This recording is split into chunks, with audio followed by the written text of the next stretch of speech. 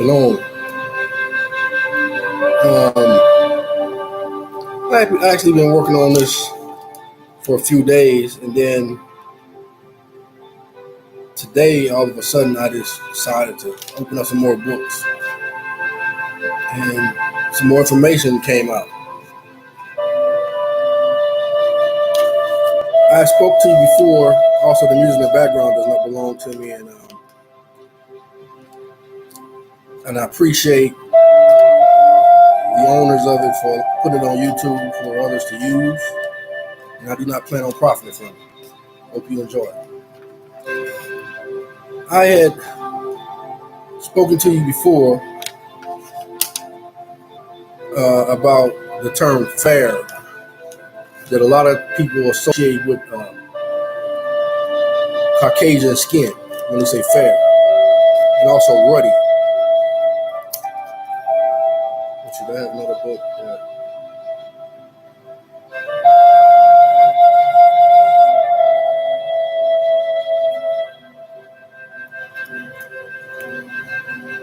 They had another book that had ruddy. One moment.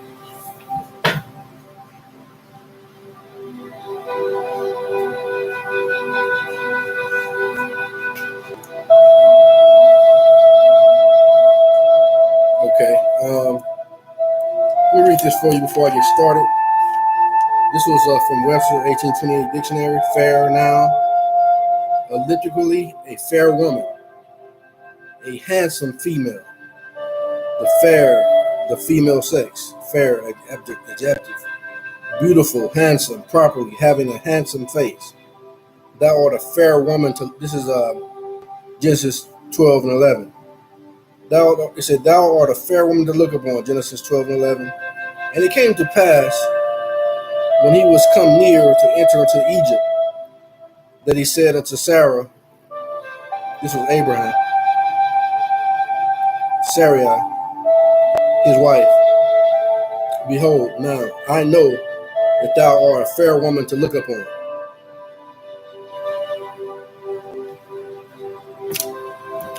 Then let me see, we find another image. This was from Undeniable Full Color Evidence of Black Israelites in the Bible by Dante Fortson. See this book here? I'll get to it another time, but I'm going to use something from it to show you red and ruddy. That's when they described King David, that's what they were describing. A red and ruddy lad. He was beautiful to look upon.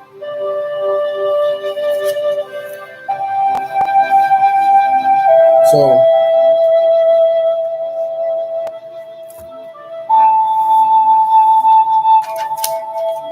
it's a scripture I'm going to read to you as well, and this is going to be the theme of this video. It says 1 Corinthians 15, 45 through 47. He said, and this is 45 down to 47.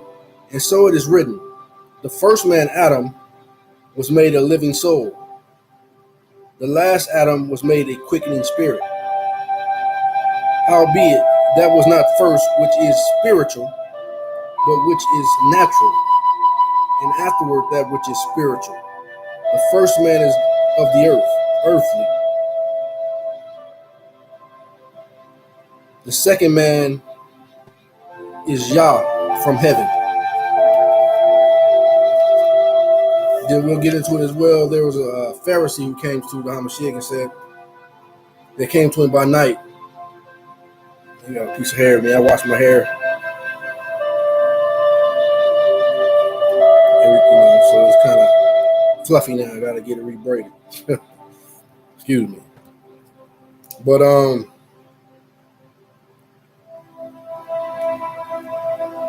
he said to the Hamashiach, he said, this Pharisee came to him by night, and then he had said, how can a man be born again when he is old? See, the natural man wants to, for your consideration, the natural man wants to evaluate everything, especially the oppressing man. That's his nature. He wants to evaluate everything. He wants to measure everything. He wants to See that little incentricity, is that the word? The little things that makes things go down to, no matter what it is, he searches it out. He messes with it, measures it. He tries to find out what makes something tick, or how to tick something off. That's what he does. The one thing that frustrates this oppressor more than anything is the spirit. Because the Messiah told Nicodemus, he said, the spirit goes where it will. You can't put the spirit in a box. And that's one thing you found out about this natural man that is actually the Yah from heaven. And the people, a natural people which has the spirit of the Yah from heaven. We got sold.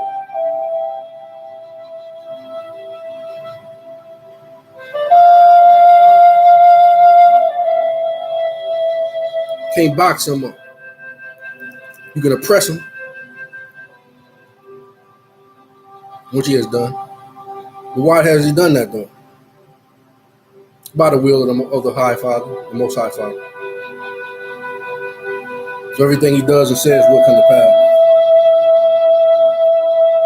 So the theme of this video is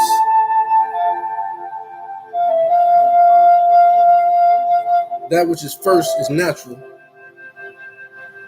then the spiritual. So what I've done, I'm going to use some information from several books to express. This here is Nature Knows No Color Line by J.A. Rogers. I'm going to use a little bit of information out of here for the first one, and I'm going to move on. Then eventually I'll finish off with that spiritual, the scriptures, to point out that we indeed are the people. But what the enemy does, it tries to come in and tries to make you, okay, well, you might be the people, but you're from over there. But I'm going to show you a little bit today through the natural, and that leads to the spirit, that we are the natural people from all the lands, except a few. Well, actually every land except for where these modern day people come from. But we were basically in all lands, the first people on all the land on earth.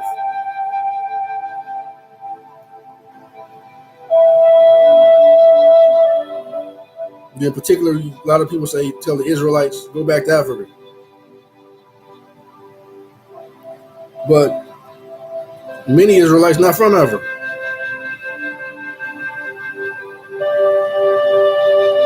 And I will show you today that there's a house of Joseph that's from these Americas, where this is the promised land for us here.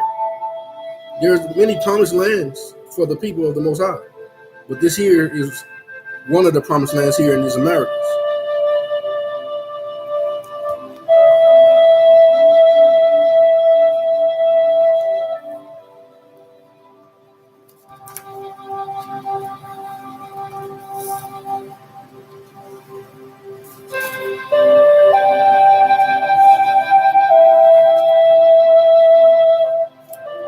I'm going to start off here.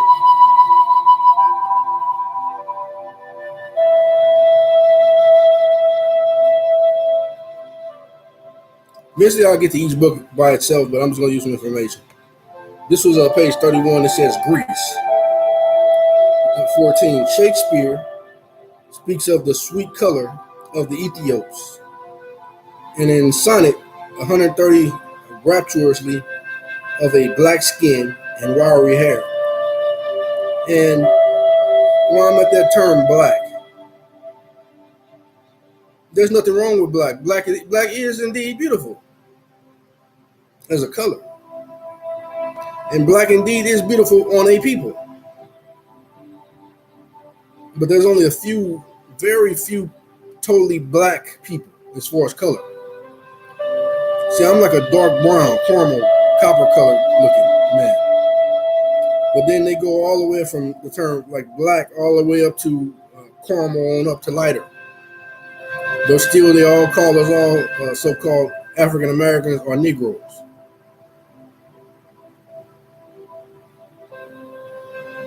But black is not a race. It's a description of people of a race. We're gonna get into it a little bit more a little later. But first, like I said, the theme of it is everything starts off natural, and then it is spiritual. So we're gonna try to lay a foundation of these natural things about us. All these bywords, these bywords that others that attributed to us. And although they meant it for disgrace, ridicule, and all these things, it still shows who we are. We're Israelites.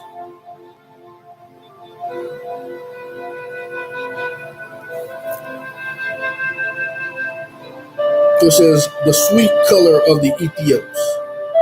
And his sonnet, 130 rapturously of a black skin and wiry hair.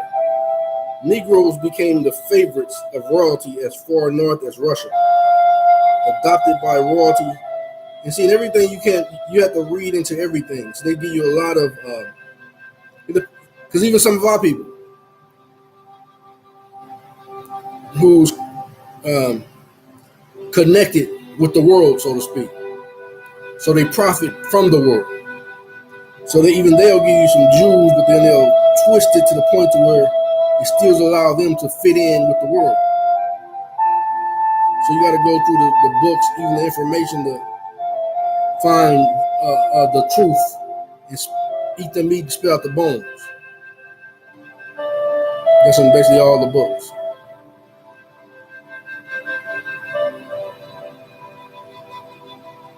So Negroes became the favorite of royalty as far north as Russia. Adopted by royalty, they were given royal names, married persons of rank, and in some cases became virtual rulers, and ancestors of European royalty. Byron satirized this custom in Don Juan. Blacks and such like things that gained their bread as favorites and ministers. Negroes, as was said, were defied in early Greece. They appear as gods in Greek mythology. The chief title of Zeus, greatest of the Greek gods, was Ethiops, that is, black. And from the description of the Ethiopians in the early Greek writings, there can be about 550 BC spoke of their black skin. And I show this a lot in the videos, but I'm gonna get to it. But it's a little thicker book than to read in one setting, so I got to actually sit down and read a lot before I bring it to you. They say Enoch, the man who walked with the Most High, and the Most High, he was so righteous that he became a luminous on the earth. So the Most High took him because he became too much like the Most High. So he couldn't just continue to walk as a man anymore. So the Most High took him. They said he was an Ethiopian. I'm gonna read it to it and see. And I'm gonna share it with you.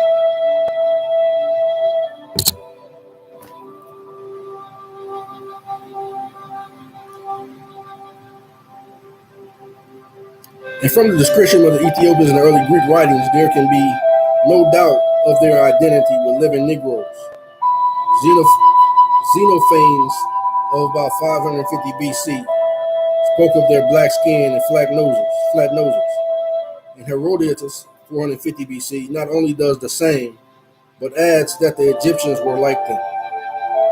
17. Again, Strabo, 1st century BC, geographer,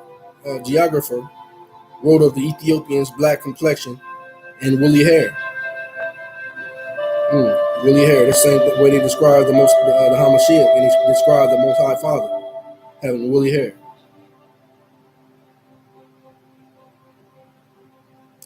Snowden says that the Greeks regarded blackness as typical of the Ethiopians' color is apparent not only from description of the Ethiopian skin as the blackest in the world, but the proverbial to the wash in Ethiopian white. Homer, in an open quoted passage, tells us how the Greek gods used to go on their feast days to Ethiopia to commune with their ancestors.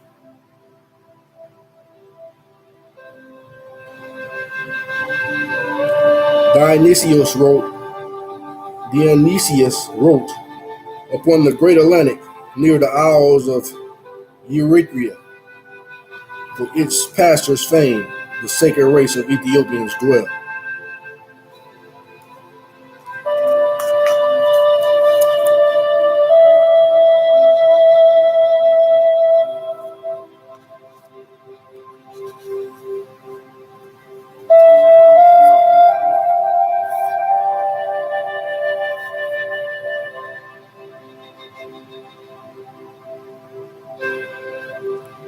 This book also mentions the Moors. Start on page 62.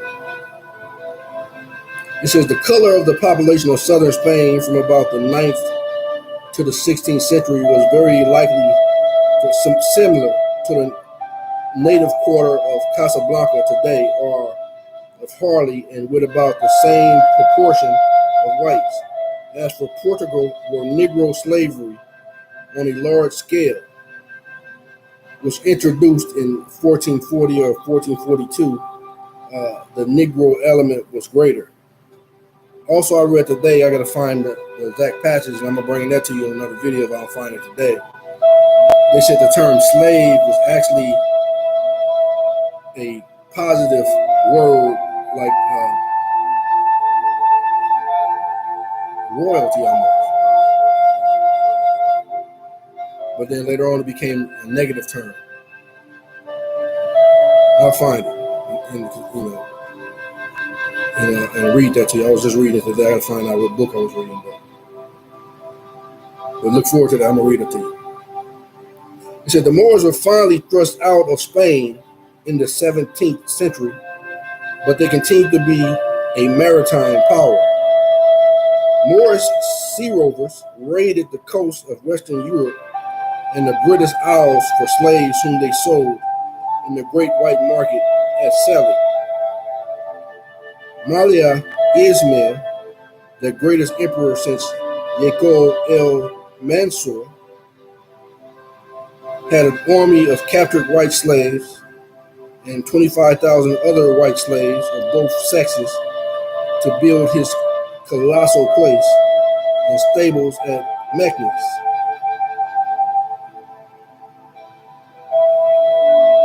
So they got from this term where they're using the Moors. It seemed like they're from the tribe of Ishmael. They a lot of them have Ishmael in their name. Malia Ishmael himself was the son of the ugliest and most wretched unmixed Negro female slave in the empire, according to Abbe Bushnell, who went to him on a mission from Louis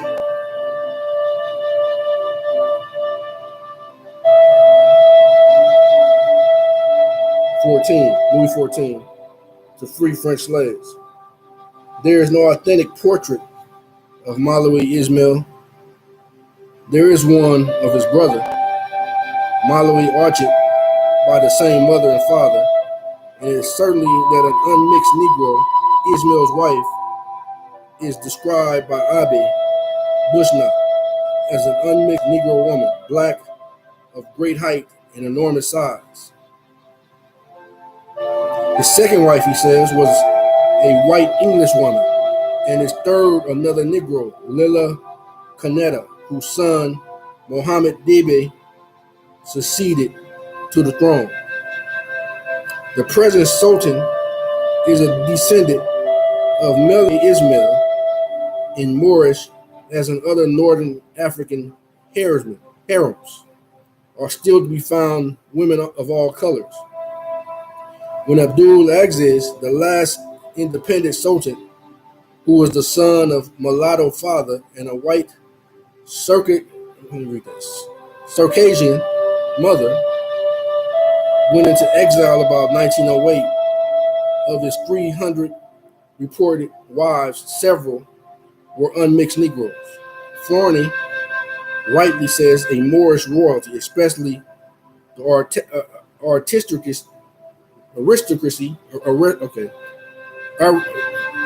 tongue is twisted. Aristocracy and the royal family had Negro blood in their veins. The Jews also brought in much Negro strain. Some of the noblest of the Sephardic families, aristocrats of Jewry, were Negroes. Isaac da Costa mentioned sons and grandsons of Don Yashia ben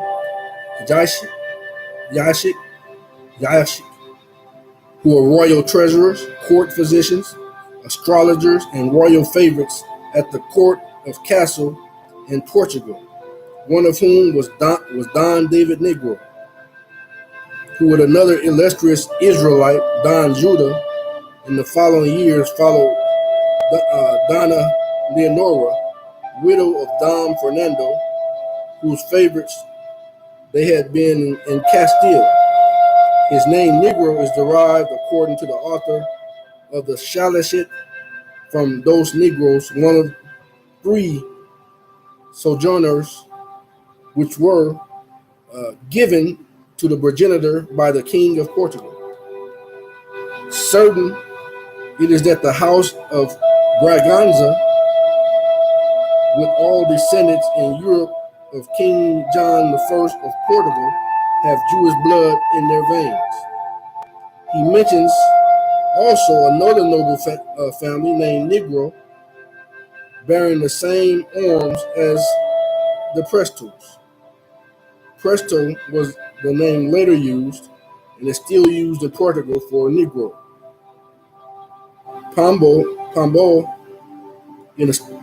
in abolishing slavery in Portugal, decreed that the term Negro should no longer be used, said Wyndham.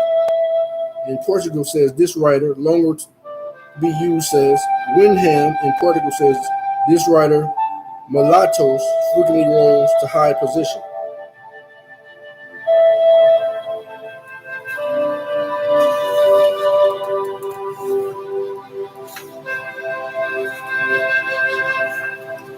They were decorated with the Order of Christ.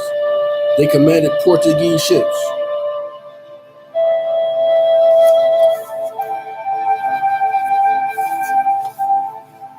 Imagery with that.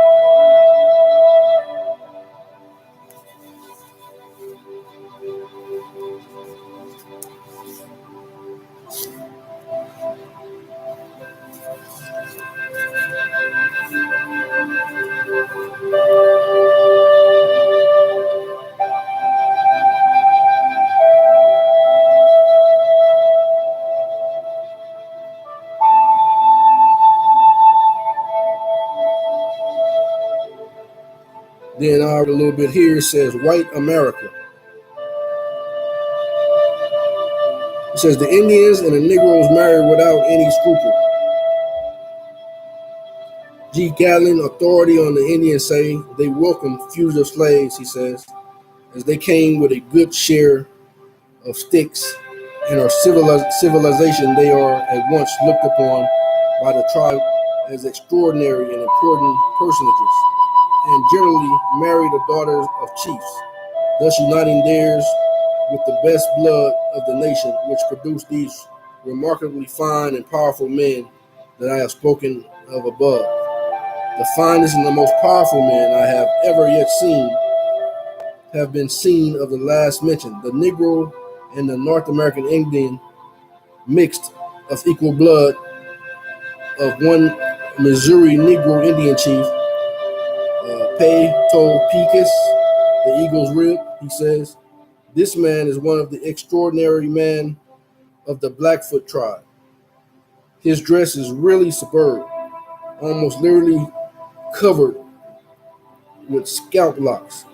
There's a portrait of him sketched from life of Tawana, Mountain of Rocks, Texas Comanche chief, he said, a perfect personation of Jack Falstaff in size and figure of African face. There are also portraits of him and other Negro Indian chiefs. Negro Indian chiefs have been fairly plentiful, especially in Florida. The Wisconsin Indians had considerable Negro strain, and their great chief, Oshkosh, for whom a town was named, was undoubtedly a Negro ancestry. So was his son-in-law, John Baptist Dubé, or Dubé, who was called a Black Ethiopian. Indians and Negroes have mixed so freely over the countries that today along the Atlantic coast and Southwest, an Indian is more mulatto and Negro than anything else. In certain states, as Virginia, an Indian is only one while on the reservation. Away from it, he is a Negro. The Negro strain in the much mentioned Indian one of Charles Curtis, Vice President of the United States, 1929 to 33, was apparent. Negro origin of the Creoles. The Creoles of New Orleans assert that they are unmixed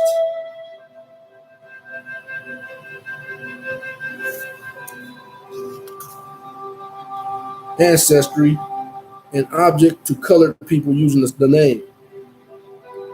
But Blumenblatt, 1752 to 1840, father of modern anthropology, says the word originated with Ethiopian Negro slaves transplanted in the 16th century to the mines in America, who first called their own children who were born their Creoles and Creolas. Anthrop Treatise, page 112, 215, 1840. He cites an authority, a Spanish-American historian of the 17th century, Garcilos de Vega, Origen de los Incas, page 255, 1633, first published in 1609. And then they showed images of Negro Indians, as they term, here.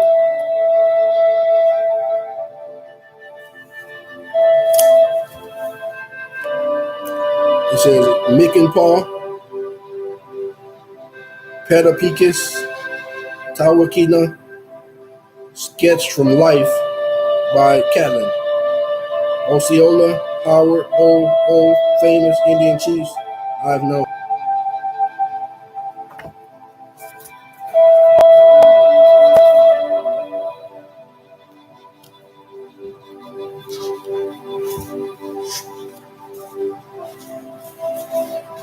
This here is a book called The History of Ancient America, Anterior to the Time of Columbus, by George Jones. Gargolian Books.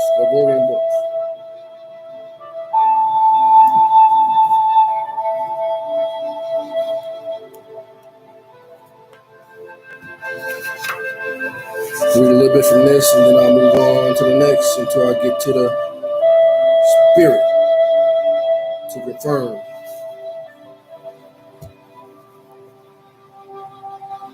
It says, inscription of your first volume to His Majesty Frederick Williams IV, King of, is this Russia? Prussia? We got Prussia. Your Majesty, with feelings of enthusiasm found on the contemplation of a peaceful and patriotic king, do I ascribe Your Majesty the first volume of an effort to delineate the history of ancient America. Basically, I just sections, portions, because I can't read the whole book to you. So this gives you some information from it. You can get it yourself and read more about it. Preface. To the deep historic interest expressed by His Royal Highness, the Duke of Cambridge, concerning Aborigines of America, may be traced the production of this work. It led the author originally to write the Israel-Indian tragedy of Tecumseh,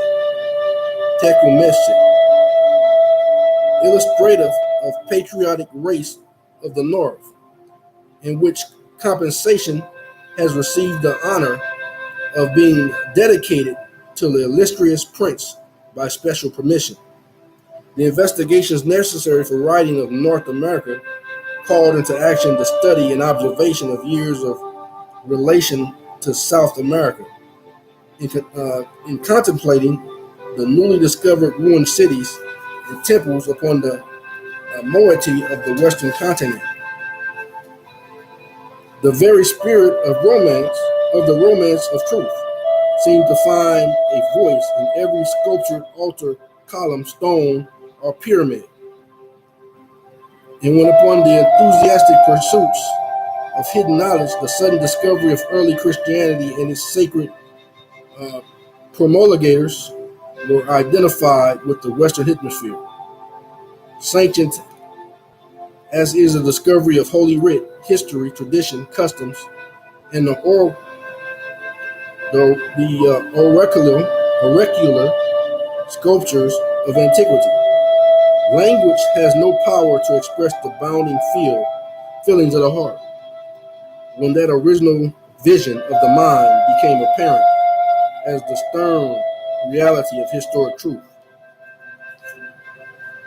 The present author submits the first history of ancient America with all humility, but he will yield to none in the conscientious belief in the truth of the startling propositions and the consequent historic conclusions, and that the reader may not imagine that any undue motive indicated to the writer the publication of this work. The following extracts from the Messrs. Longsman's letter upon their own and their reader's investigation of this volume will justify him. We have fully considered the publication of your work on America. It is undoubtedly a work of great ingenuity and originality. And should it be considered that your conclusions are correct, it will be a work to confer on its author a high rank in literature. Chapter 1, Original History of Ancient America, Book the First, Chapter 1. Introduction from the preface to the author's historical work upon the life of Tecumseh, I'm probably just mispronouncing it, Tecumseh, named to be used for South or Central America, the fundamental error of the historians of America. Essential opposites in character, rules of argument for illustrating the theory. A sufficient identity of the North to prove two distinct people, the Aborigines, wrongfully named Indians by Columbus, the cause of his error and his effect. The courteous reader, in tracing the fate of Tecumseh as depicted in the pages of his life, will not, Volume 1, fail to observe the strong analogy between the religious sentiments of the chief of the forest and those of the ancient Hebrews. The present writer will not yield to any man in the firm belief that the Aborigines of the North America, but North America only, and the ancient Israelites are identical, unless controverted by the stereo authority of superior historical deductions.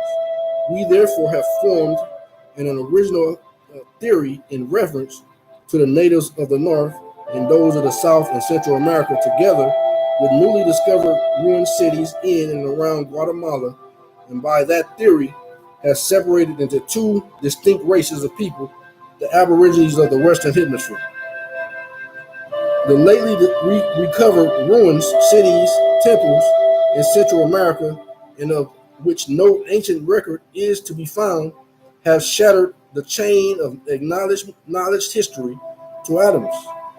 And until that chain is again united by a firmly established theory, education herself must pause, ere she can, with the wand of truth, point to her rising children the history of the world, or its inhabitants.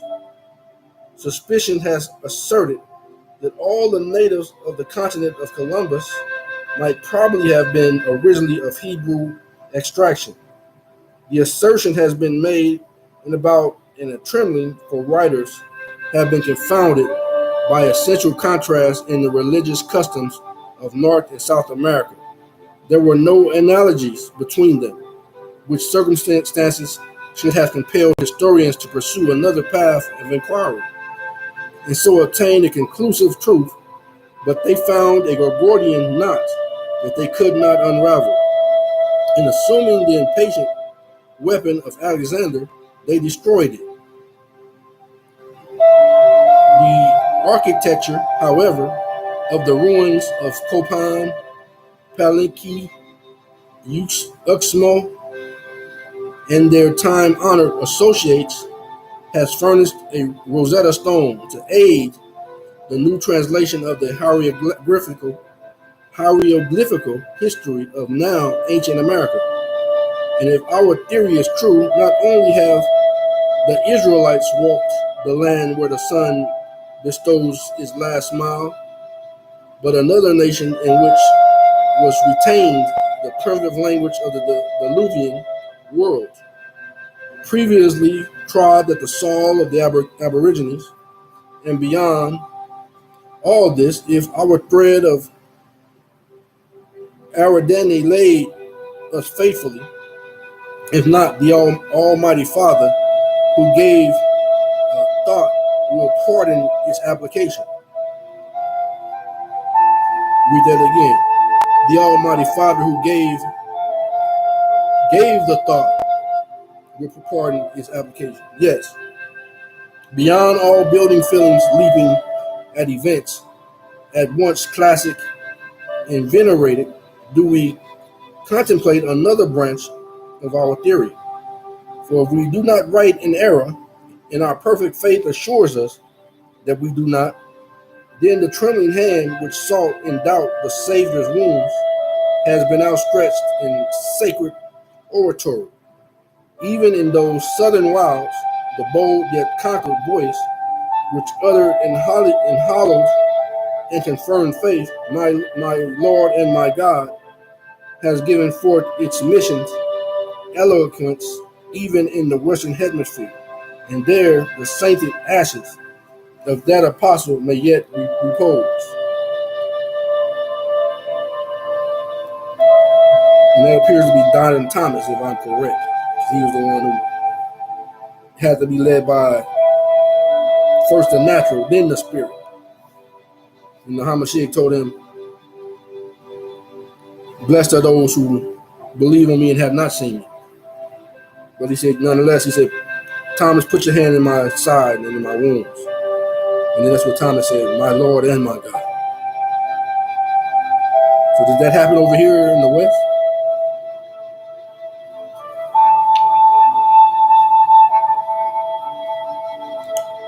Taken as a basis for our illustration, the rules of argument, we will first identify one race and then prove that the existence of another is not only apparent but absolute.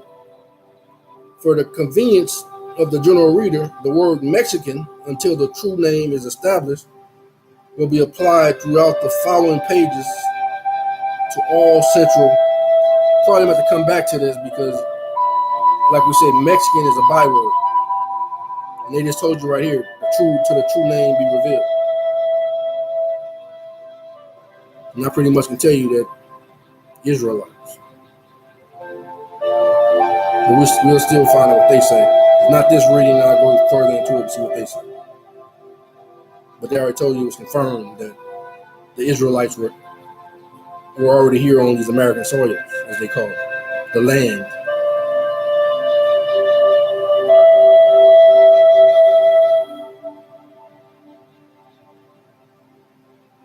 Until the true name is established, will we be applied throughout the following pages to all Central and South America. For the South may be confounded with that portion of the Republic of North America. So,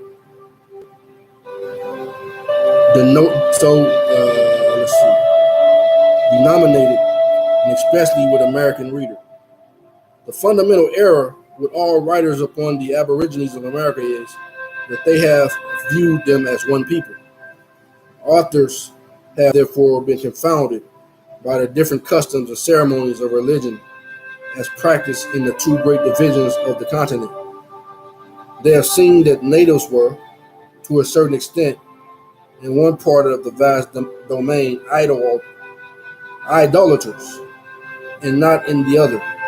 The North was essentially republic in every aspect of its political existence, while that of Mexican America was essentially composed of kingdoms and empires and governed by despotic monarchs, and that republics were interwoven with them. That each man in the North was a warrior and an equal, acknowledging no superior but their leader in the time of battle. And should he fail in action, there was not a member of the tribe in which they politically lived, but could have taken his place and filled it with similar courage and ability. In Mexican America, they were not equal, but from the inferior, they descended by degrees to the serf and the slave.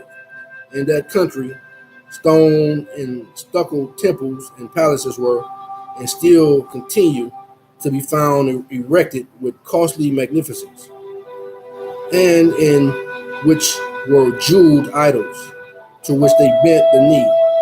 Their rich dwellings were splendid mansions, adorned with sculptured and beaten gold, and graced with work of art, and as a people enjoying all the refined elegancies of life. But in the North, their temple was an azure canopy, and then they put of Jehovah. But that's the name game. A lot of people say different things, but then in Jehovah, if you use different letters, it would say, you could say Yahuwah, adorned with Yahuwah or Yahweh, adorned with its myriads of golden stars, and when beneath that sublime dome they bent the knee, it was the Almighty God alone. Their mansions were those of independent wanderers, even the simple tents of Israel. And as for jeweled idols and figured of beaten gold, they presented the diamonds of the human eye, radiant with intellectual beams, radiant with intellectual beams, and glancing from the living emblem of the first and priceless image placed in Eden's garden by the architect of the universe. Notwithstanding these essential opposites in character and policy, to which may be added that of physiognomy, writers have glanced at them as one race, sprung from the same branch of the human family, and without denying which, and when they could not reconcile such apparently unaccountable distinctions and diversities, they have thrown upon the shoulders of the Mexican the mantle of mainly virtue belonging to the North. And upon this race, they have thrust the idolatrous vice and the festering robes of luxury justly chained by the former people. And by this easy manner of disposing a question, has seemingly satisfied themselves that by blending the crimes of both to the exclusion of the virtues of either, that they were all savages, and no matter from whence they came. A sufficient identity of the northern native is now required in order to establish the national distinction between the aborigines of the two Americas. In all civilized countries, when the lex scripta fails to develop or protect the historical events and rights of a nation or of an individual, then the lex non scripta is not only not rejected, but is actually brought forward to establish and support the customs and privileges of a bygone day. This traditionary evidence handed down from sire to son, is received in proof of a foregone conclusion. It gives an insight into the times of which no written record is left for the investigation of the argues-eyed posterity. It carries us back to the customs, civil, military, and religious, that otherwise might be lost to the archives of history. Important in the highest degree, for the time is now past when the Western Hemisphere is to be dated from the rediscovery by Columbus. His giant but over-applauded name, like the ruins of Palenque, is but the lettering of a volume to indicate in the library of the universe that such a work was written. The work itself, i.e. the great continent, has yet to be read and the historical authors identified, nor will the well-grounded supposition that the Welsh Prince Madoc colonized in America 2 centuries before the Genoese, or that the Warwigian landed 3 centuries interior to the Welsh, enable us even to unclasp the volume.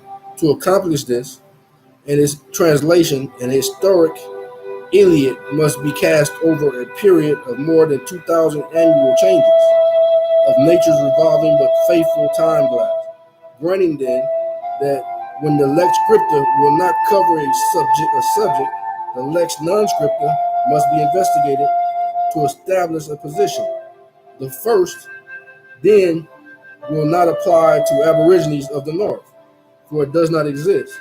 The latter only, or the unwritten history of their race, must be had recourse to prove their originality and identity, traceable back to the time immemorial from their present customs and traditions. Religious ceremonies are the strongest proofs of the characteristics of a people of our race, of which no written history exists. For there is something so indescribably sacred in the conscientious actions of a man with the supreme God that none but the maniac atheist could doubt. That those actions should be received as the living features of a nation, when seen to be recognized and acknowledged with as much certainty of identity as when a mother gazes upon her fondly cherished child. The customs forming the analogy between the northern natives and the ancient Israelites will now be reviewed with such a brevity of the subject will permit, in order to establish an essential point of present theory. The separation of the aborigines into 2 distinct people. The reader perhaps will meet us at the threshold of the argument by the question: how can an Indian be in Israel? How can an Indian be of Israel? We will answer this and refute the misnomer before the analogies are investigated. The name Indian, as applied to the original inhabitants of either or both the Americas, Canada, the islands in or adjacent to the Gulf of Mexico, has no authority founded upon truth. The name was given in error and has been so continued from the time of Genoese to the present day. Throughout this work, no position will be advanced that cannot be defended. The wrongful appellation originated with Columbus, and for proof of the assertion, the following is presented. The shadow of the earth upon the moon during an eclipse plainly testified that the planet upon which we live was round. The travels of Marco Polo by the land of East Indies about 1269 related to those lands stretched towards the east. About 2 centuries after this, it occurred to Columbus, upon pursuing those travels, but more especially from having obtained intelligence from the final conquest of the Canary Islands in 1483, and information while resident in England, which circumstances will be investigated hereafter, that by a voyage towards the west, thus traveling, as it were, around the globe, he should meet the extremities of those lands. And as discovery of a sea passage to the East Indies was great object of navigation in the 15th century, Columbus made the bold attempt founded upon previous knowledge of migration and discovered the island of a St. Salvador and those adjacent. And thinking that he had reached the eastern extremity of the Indies according to his theory, he then named those Indies the West Indies because they were discovered by sailing west. The discovery of the continent followed during his third voyage, and believing as all the land to be of the Indies, the inhabitants of the Isles and the mainland were, as natural consequence, called by Columbus under one general appellation, visible Indians. Subsequent geographical discoveries have proved the great error of the genus, but the name of Indian was given at that time, and it has been continued, although at variance with the truth.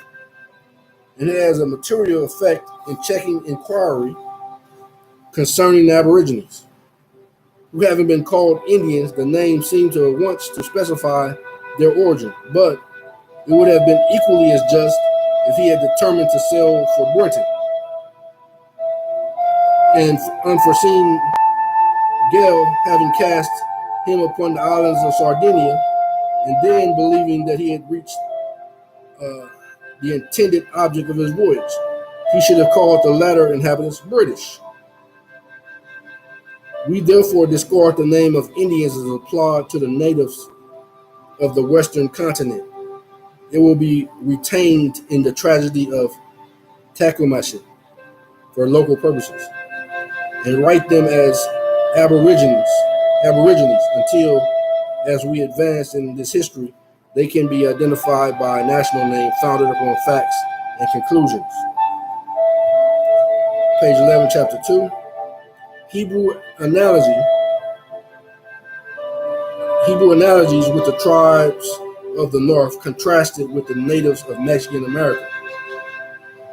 Circumcision, scalping, is great antiquity. The crucifixion not known to the natives of the north, their traditional knowledge of the deluge, their practices of the laws of Moses, the conclusive proofs of the two races, the formation of a new epochal table for the history of ancient America, the announcement of the historical theory in the first epoch. The Hebrew analogies now claim investigation, and as a woman is first in the affections and in the memory, she claims by right upon this, and is upon all occasions the natural precedence. The northern mother, after childbirth, is secluded for a given number of days, varying according to the sex of the newborn infant. By the law of Moses, the mother purification was at least 40 days for a male and 80 days for a female child. All other seclusions are as strict as when the wife becomes a mother. When a wife becomes a widow and is childless, her husband's brother marries her. These were essential laws of the Hebrew, and especially the latter, the name that should not be lost in Israel. As a mother, she considers it a religious duty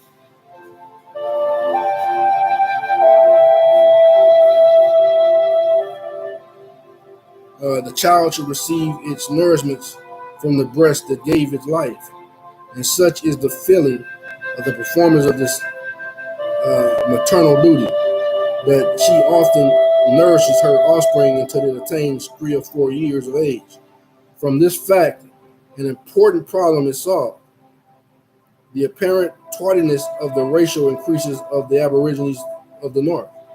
For it is the rule of nature's female code, and should there be an exception, it only proves the rule, that while the affection continues from the fond practices of the mother, no other shall rise to destroy that which already exists.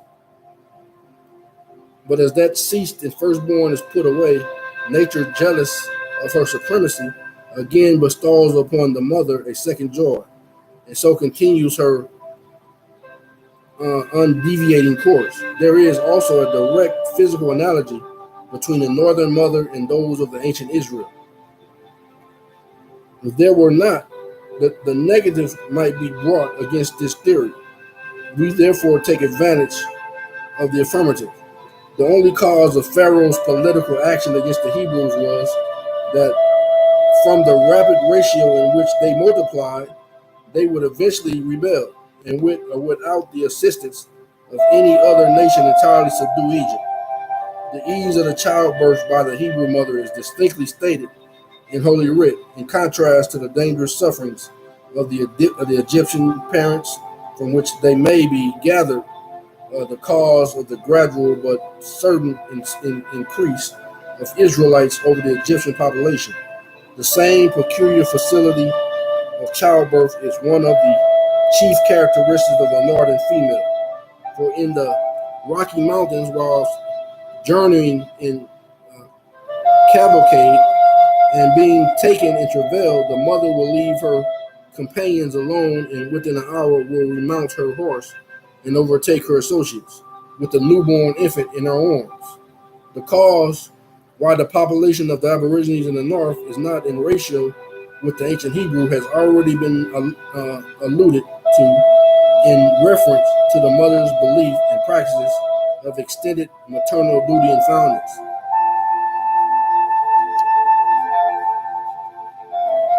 If we believe the great ancestors of the northern women were Leah and Rachel, the tender-eyed, the beautiful, and well-favored, then have their daughter on the western continent lost no feature of the mother of Israel, for they might hang their harps upon the willow of their fate as a symbol of Jerusalem's children in captivity, and feel no shame in comparison of sorrow, grace, or beauty. The northern Aborigines have the traditional knowledge of the deluge and dove of peace, which to them, under the name of the medicine or mystery bird, is sacred from the arrow of the hunter.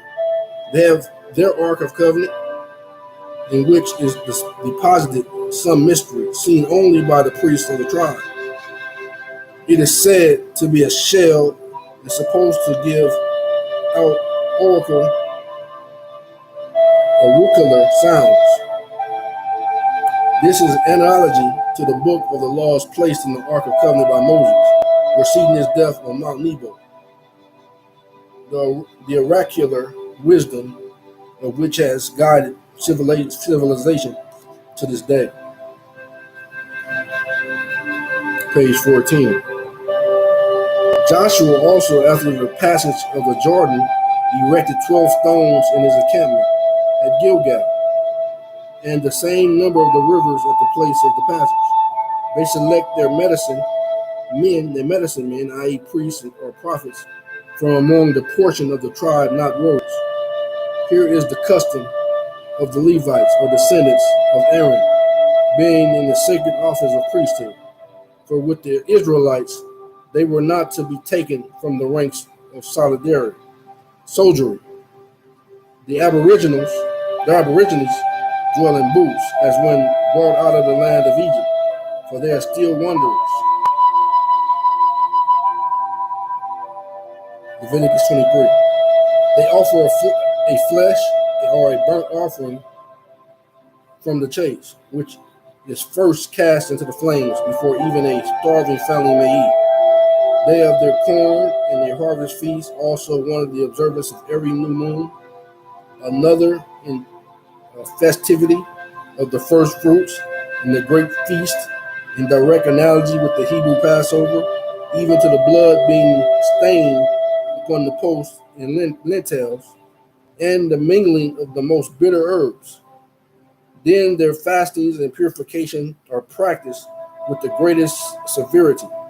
The breastplate or the ornament worn by their religious prophets, containing 12 shells or stones of value, is in direct imitation of the ancient pectoral worn by the Hebrew high priest, in which contained 12 precious stones, inscribed with the names of all 12 original tribes of Israel. They never violate a female captive, and upon the Hebrew principle that their blood shall not be contaminated with interunion. Let me read that again. Contaminated with interunion. This has been strictly followed in all their wars with the Europeans. They also reject the savage practice of civilization upon the lofty principle of manly virtue. The medicine bag or the pouch is carried by every member of the tribe.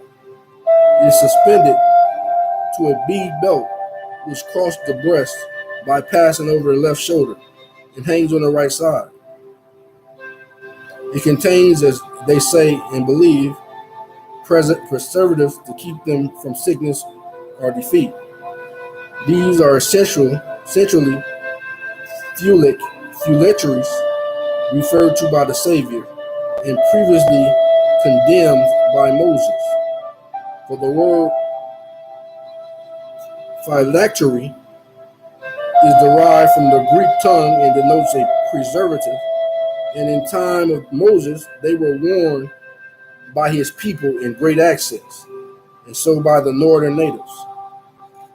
Then absence of all idols or symbols, symbolic devices, and worship of the one God, i.e. Great Spirit. They're never pronouncing the name Jehovah or Yahuwah, Yahweh, but in symbols, and those separated by long ceremonies, thus truly fulfilling the Hebrew law. Thou shalt not take the name of the Lord thy God in vain. The name with them sounds as if written Yah-ha-vah, or Yah-ha-wah, Yahuwah, and is only pronounced by Aaron of the tribe. In the hymns of rejoicing, the word hallelujah is strictly uttered. To the foregone analogies is to be added the general and firm belief in immortality of the soul. But beyond all, as proof of their origin, is the practice of the great covenant between the Almighty Father and the patriarch Abraham, circumcision. It says the custom now is not general, but it does exist, and we must understand as referring back to at least 200 years in our review to the period of the Pilgrim Fathers, when the northern Aborigines numbered 15 million. Now they scarcely number 2.5. All the customs, however, noticed are practiced at the present period by the uncontrolled Aboriginal. If all other evidences were not received, that of the circumcision as a religious ceremony must be viewed by the most skeptical as direct proof of identity between the northern Aborigines and the ancient Hebrews. They have not yet returned to Jerusalem. One fact of the great importance of proof of their great antiquity, they have no knowledge or tradition in the north of the life or crucifixion of Christ. Yet they have knowledge of the deluge and actually practice the laws of Moses. Again, we must repeat that we are writing of these Aborigines as they were at the time of European colonization. The above singular fact enables us to at once to place them in chronological position. It must be after Moses before the Savior. Of this hereafter, when in the next volume the history of the Israelites will be given, but even now justice to this race compels us to offer a few words in their defense as a people, for being already sufficiently shown. Their ancestors never shouted in the streets of Jerusalem, "Crucify him, crucify him." The Aborigines of the north are Israelites.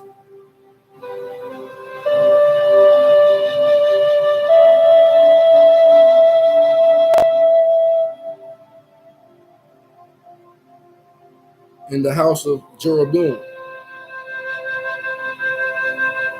See, they basically were saying the ancestors, our ancestors uh, from the time of Christ was Yahuda, Judah.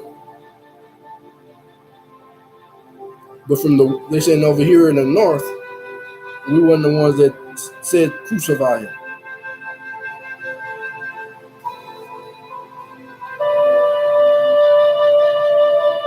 The Aborigines of the north are Israelites and of the house of Jeroboam, not Jews, i.e., of the house of Judah. A distinction of all importance, as the pages of the subsequent volume will prove. The custom of scalping cannot be said with truth to be original with the northern native. It has, however, been so asserted as proof that they are more modern as a people than this theory would establish.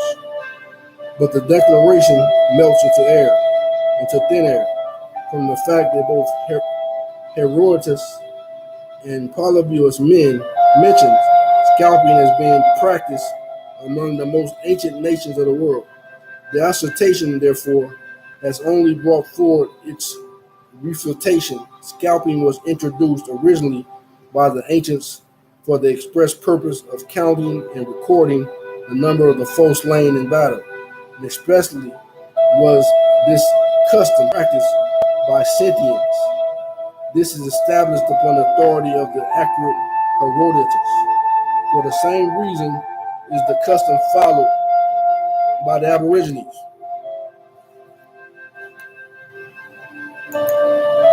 Excuse me, turn it down just a little bit.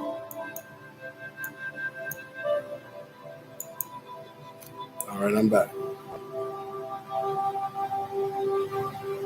Scalping was introduced originally by the ancients from the express purpose of counting and recording the number of the foe slain in battle, and especially was this custom practiced by the Scythians. This is established upon the authority of the accurate Herodotus. For the same reason is the custom followed by the Aborigines in the north, to the number of the slain of the enemy. Again, Scythia was the ancient name of the country now known by its modern name, Tartary. This is important, as will be shown in the next volume, in tracing the encampment of the Israelites after their escape from captivity. For in Scythian Tartary they will be found, and consequently the custom may have been derived from their own remote ancestors who obtained it from the Scythians. The custom with both was, and in all north still is, only for a trophy of the dead, and therefore the scalp is never taken from the living enemy.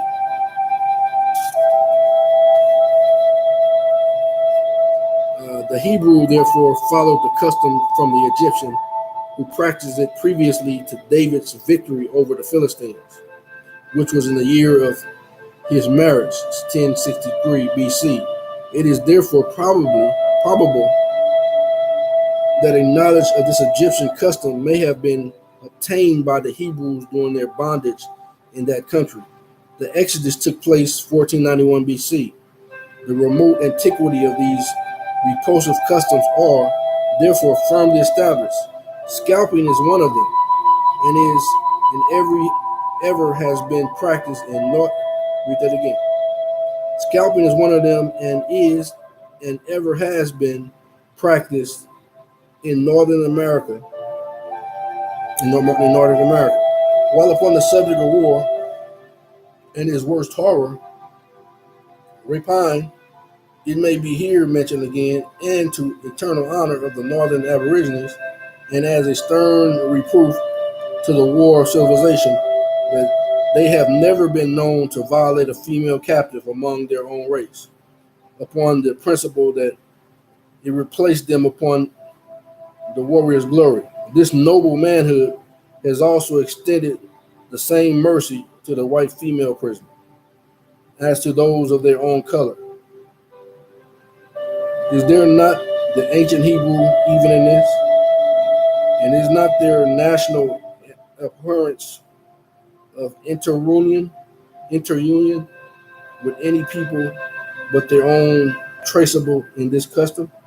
They also, upon the same principle, will not marry or cohabitate with the pale-faced race, or with any not of their own blood.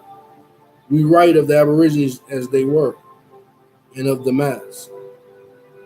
There may be on the frontier some solitary exceptions after their acquaintance with the Anglo-Saxon race, but oftener among the women than the men.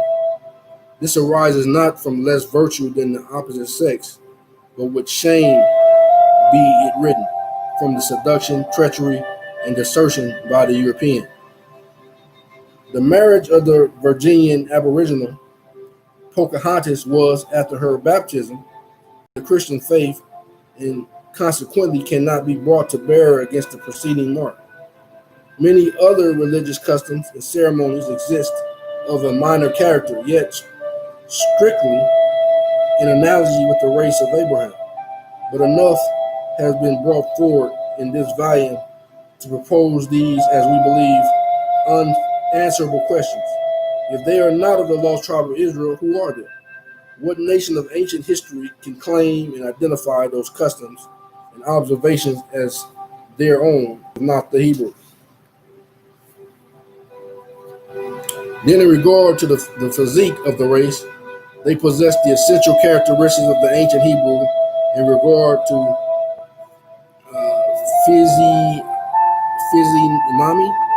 physiognomy,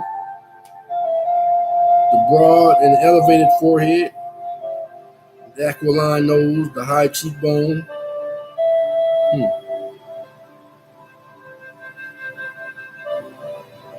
Brilliant red countenance, and teeth pure as ivory, black hair, the dark and heavy eyebrow, the sunken but brilliant eye, like a diamond within a ring of pearl, and both deep set beneath a brow of ebony.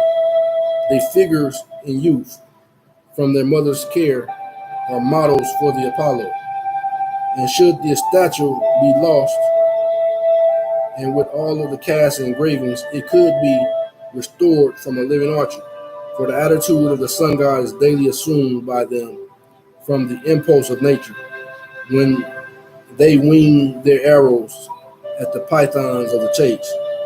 The reader must not imagine that our enthusiasm upon the subject has betrayed us into the language of the poetic rhapsody, for we have the authority, apart from our own experience, of Benjamin West, who, when he first arrived at Rome to commence his studies, was regarded as a savage from the New World. In order to surprise him, the statue of Apollo was shown to him with great ceremony by the savants, who expected that he would be overwhelmed with wonder. His simple remark was, "Why, it is a motto from a young North American Indian." It was the highest compliment that could have been given to the grace and dignity of the statue. The color of the ancient Israelite must not be judged by that of the modern Jew. For various climates, local circumstances, and confined habitations have given the latter a dark, heavy, swarthy countenance, and even in the Middle Age they are bent in figure. But ancient light red tint may be but the original, the sunburnt features of the Aborigines, and they, from their forest life, reach at least 80 years before age compels them to see their shadows as they walk. The words of the good friend William Penn may be given as a peculiar and powerful authority. After his first celebrated interview with the northern native, he wrote to England the following sentences in reference to them. "I found them which like continents of the Hebrew race, and their children of so lively as resemblance to them," etc. At this and no other time did thought of there being the lost tribe of Israel enter his imagination.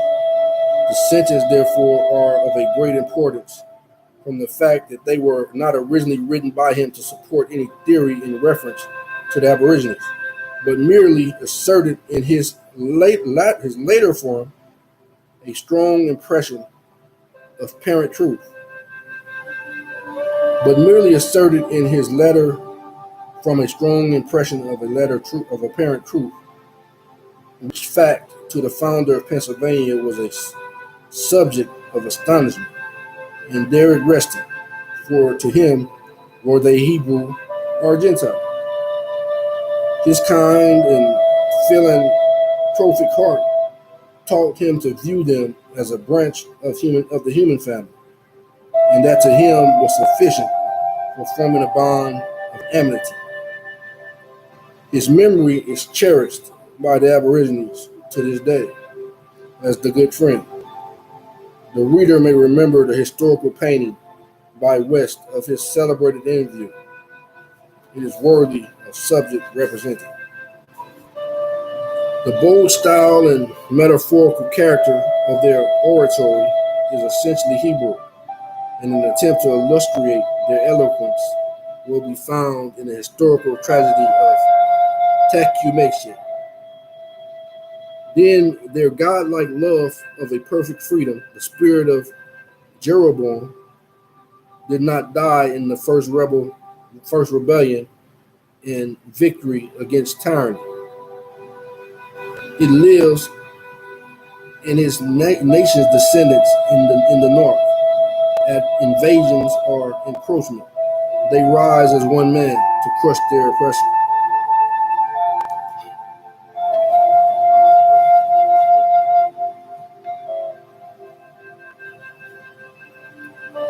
Now, in every physical characteristic of the Northern, did the Mexican differ. They bore no analogy as being of the same race, either in feature, courage, endurance, or general religion. In Mexican America, Cortez, with only 500 Spanish soldiers and those worn and disparated, drove 50,000 Mexicans from the field of Atumba. They fled like snowflakes before the wind when their standard was seized by a Spaniard. But in the north, the fight was man to man, and no retreat, death or victory, Jerusalem or the grave.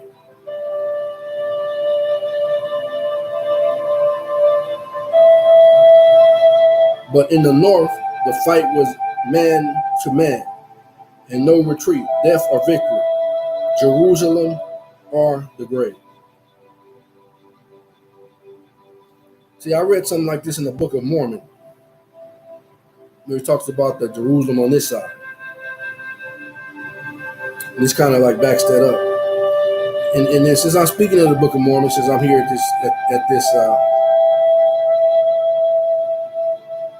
this thinking about what I read, everybody talks about a frequency, about being on the right frequency, being on the Yah frequency versus the man frequency.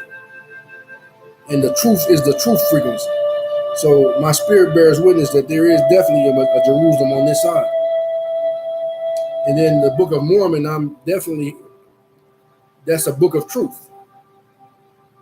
Only time when I read the Book of Mormon that my frequency is off is when they interject, no disrespect to the Church of Mormon, but I'm just telling you how my spirit works. When you interject Joseph Smith and all these other people, I kind of don't get that frequency. But yet, when I read the words in the book, it puts me on the same frequency as the truth. That's what I mean by certain things are interjected in books as a motive or as a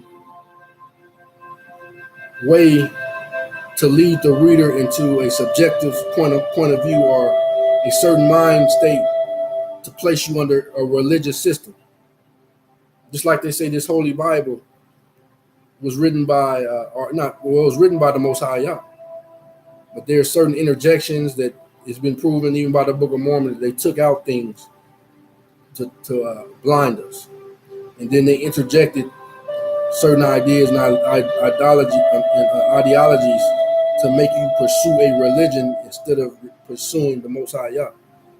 That's why Scripture says, You honor me with your heart, with your word, but your heart is far from me. And then another scripture says, you worship the creature more than the creator. And that's why I was led to go through this, starting off in the natural and leading to the spiritual. That all these natural things can be evident. So when the spirit comes in, the spirit will lead us to all truth.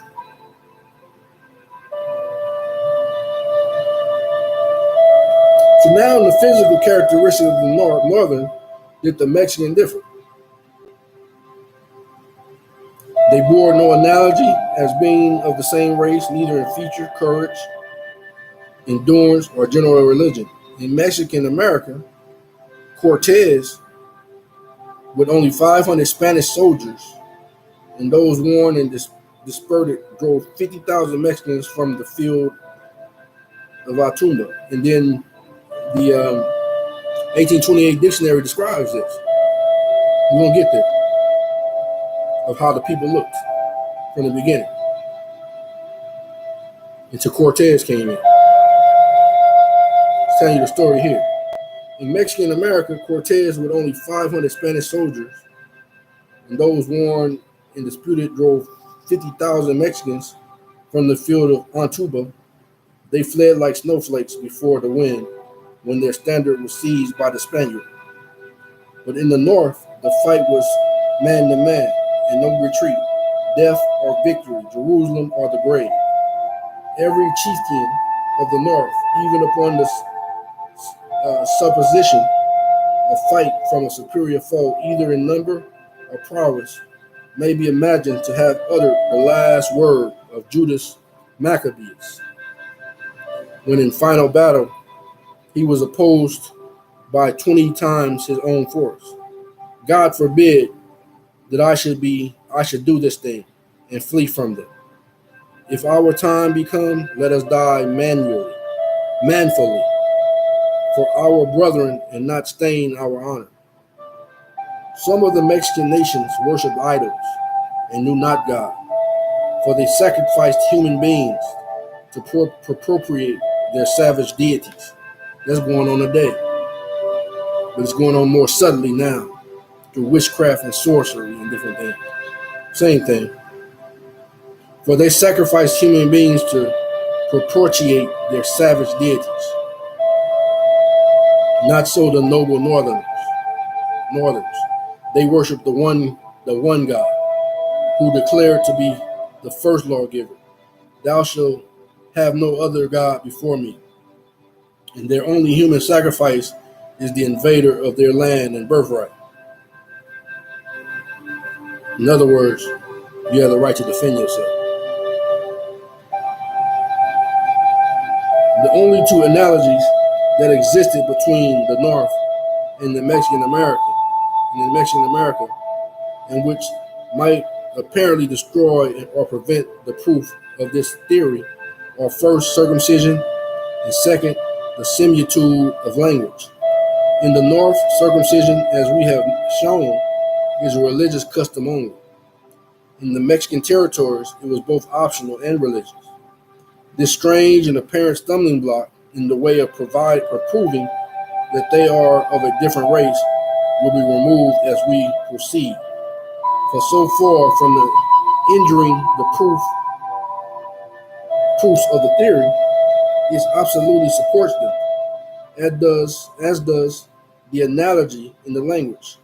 These important points, circumcision and language, will be met in their respective places in an original manner of application.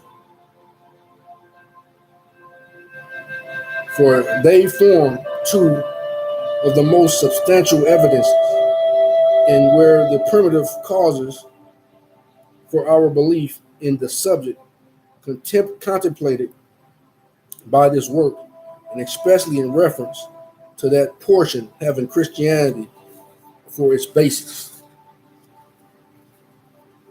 As an essential contrast between the Aborigines is the fact that the North, they have, as already stated, no tradition of the crucifixion, while as in the other portion of the continent, and then for centuries before the rediscovery by Columbus, they had a perfect knowledge of every particular of the life and death of Christ.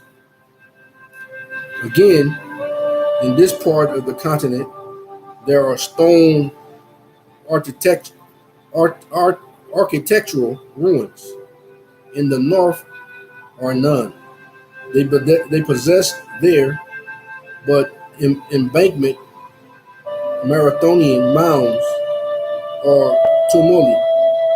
These undeniable and characteristic opposites in northern and Mexican America, increased by the late discovery of the ruined cities of Guatemala and the adjacent provinces, together with 15 years of personal observance in America, to which may be added a practical knowledge of the fine arts, enthusiasm in research, and mature reflections upon the entire subject, have authorized the formation of, as we believe, an original theory concerning the history of the Aborigines of the two great divisions of the Western Hemisphere, and for the unfolding of the present volume we state: 1.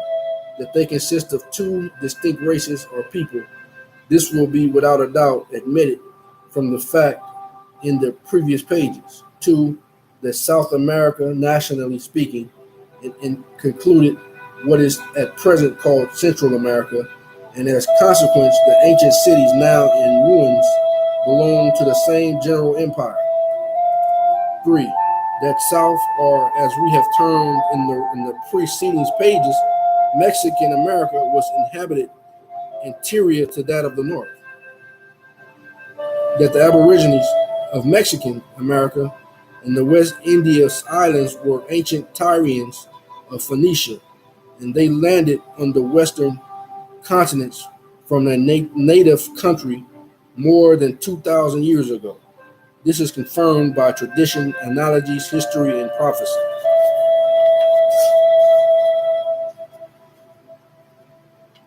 This is chapter 3, page 28.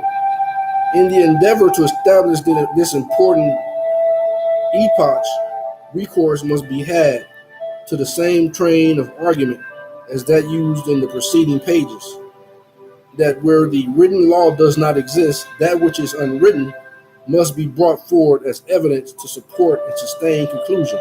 And to this must be added the power of witness of strong and perfect analogy for the essential purpose of identity, believing that the reader is convinced that the natives of North America are of a distinct race to those inhabiting the other portions of the continent, as already illustrated by the contrast in their religious and political policies. And even by their physical analogies, the necessity now arises of completely identifying those of Mexican America, as we have slightly those of the North, sufficient, however, for the division of the races.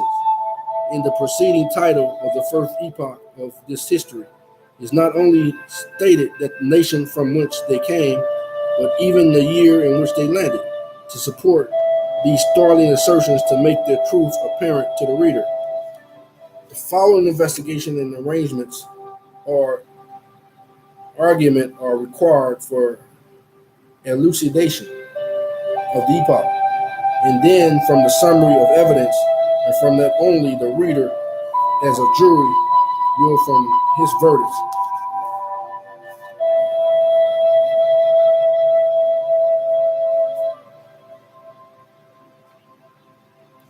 Original history of.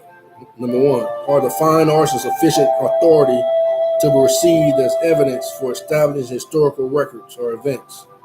The fact of discovery of the ruined cities in Mexico, America, their description, locality, and character established, the religious and national analogies and traditions between the ancient Tyrians and the Mexican Aborigines, which have been investigated and the identity established, the Mexican innovations upon the customs of the Tyrians, which will be explained, the general history of Phoenicia, but especially the political and commercial history of the kingdom of Tyrus, its rise and fall analyzed, the cause of the Tyrian migration to the Western Hemisphere, the means whereby and the dates therein it was accomplished. The means of concealing the secret of their discovery of the Western continent from the Asiatics and the Europeans. The building of their first altar, temples, pyramids, palaces, which have remained as unknown in the history of the world for full 2,150 years.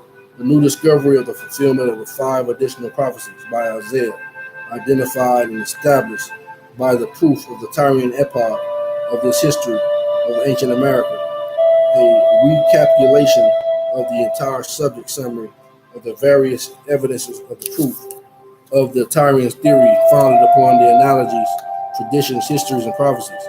And lastly, the fulfillment of Tyrian prophecy of Isaiah in the Western Hemisphere also establishes with the division of the Aborigines into 2 races, Tyrian and Israelitish, and their conquerors, the actual accomplishment of Noah's malediction and his prophecy of the human family.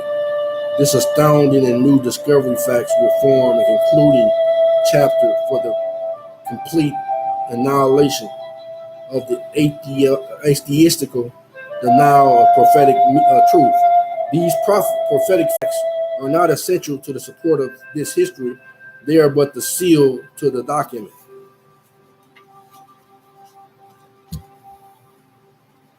A lot more, but we'll have to get into. Maybe we'll cover some more at another time.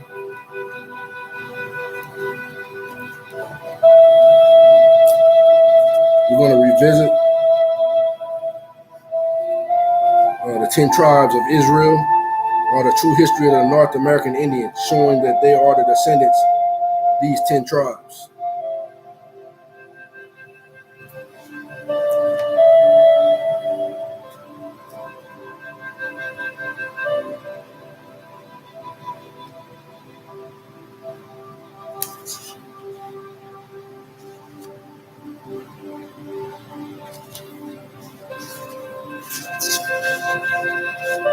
All right, let's see where we're going.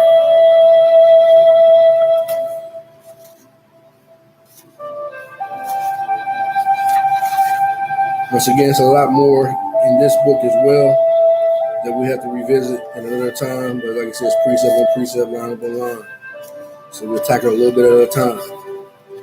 But there's so much evidence, like the former book in print that presented, that the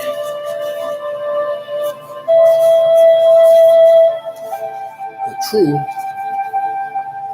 Mexicans,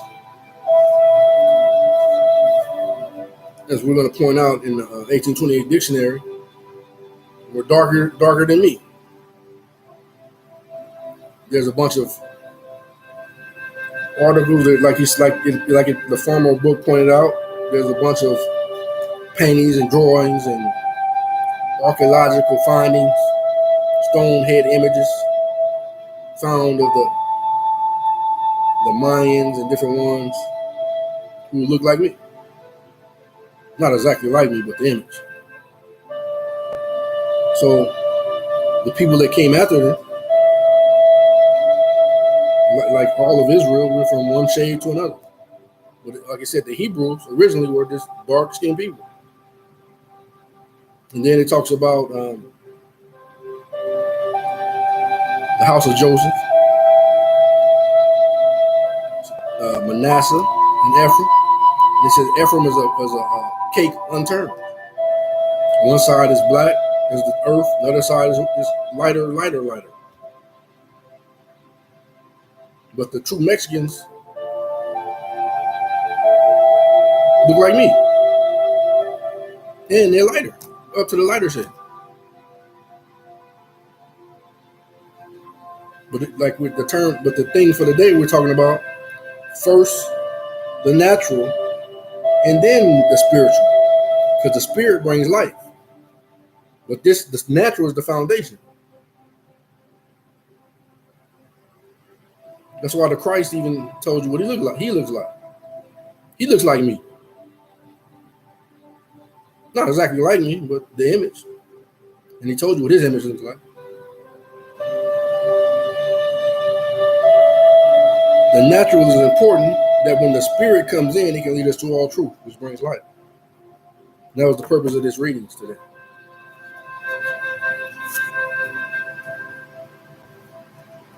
Okay, and this book here is The 10 Tribes of Israel, or the True History of the North American Indian, showing that they are the descendants of these 10 tribes. And now we also found out that the term Indian is a byword that was created by Columbus.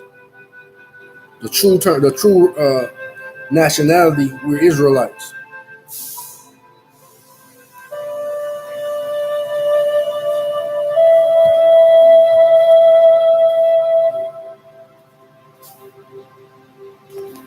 Now, if I'm lying, you heard me read it, unless there's some more information to come out, but all the information that's being presented is leading us down the same road.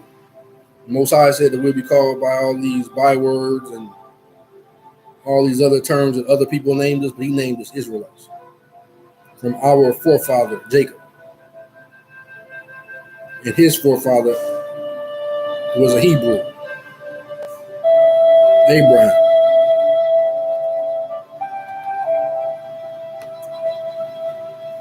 General character and established customs, habits of the Indians. And also, let me tell you this. When it comes to the truth, there's no need to be ashamed nor afraid to speak the truth, because the truth will offend. Now, you have these evil people that may surround you that don't want to tell the truth. That's on them. But if I'm speaking the truth and I'm reading it to you, and everything is leading up to the same thing, that we are who we say we are, that just means those other people are led by the spirit of the envy of the devil. The same people that crucified our Messiah. They are that same spirit.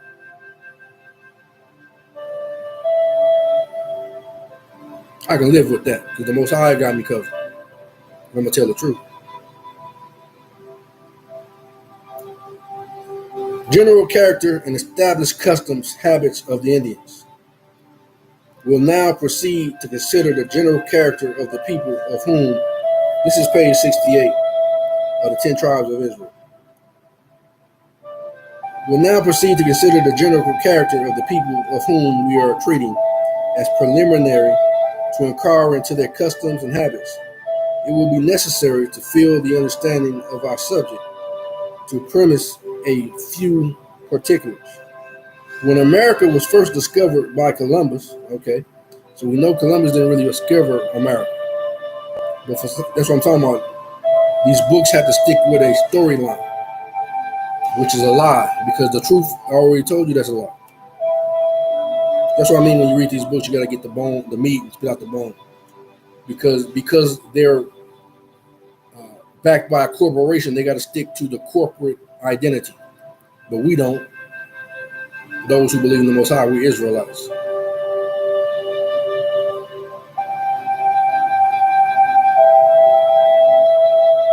When America was first discovered by Columbus, it was comparatively well peopled by some hundreds, if not thousands, of tribes of different nations. See, they already said it was well peopled, so why you keep on saying when it was discovered by America, by Columbus?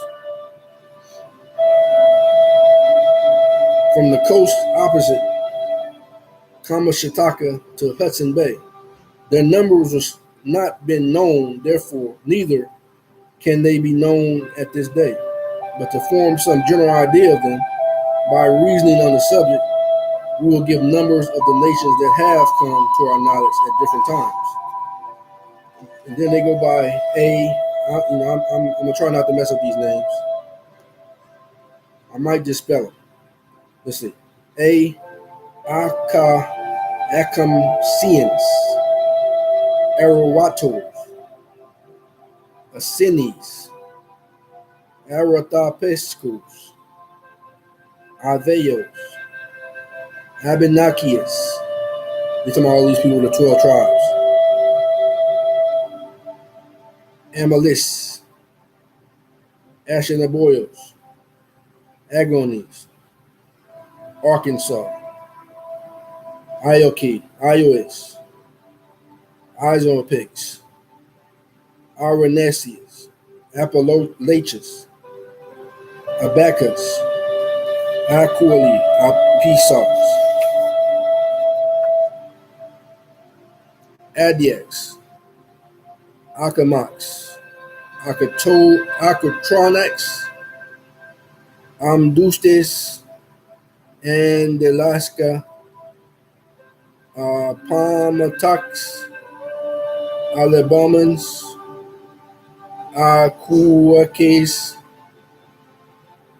this page 69, Atacarpus, Atabamiracus, Atatromasius, they go B, Blames, Bayou, Gulas, C,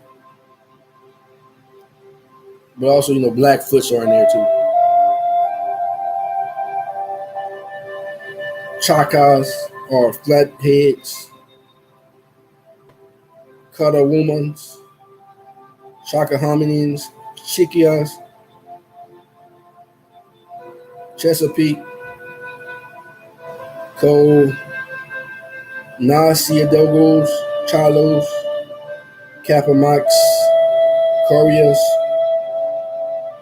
Christianamics, Chileans, Kanzis, Chad, Ioquis, Canantics, Kayangas, Chippewas, or Chippewa,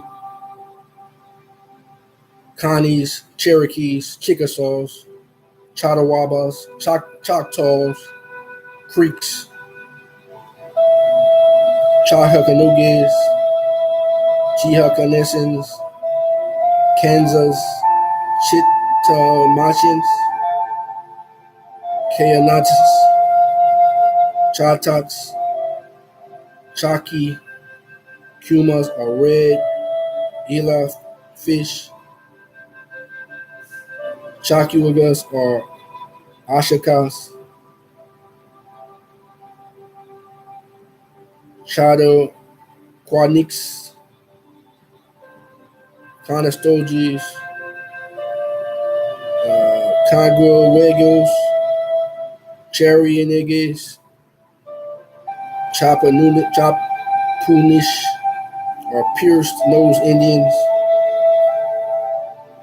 Cantanyan on the Allegheny River, Shinsians or Charias,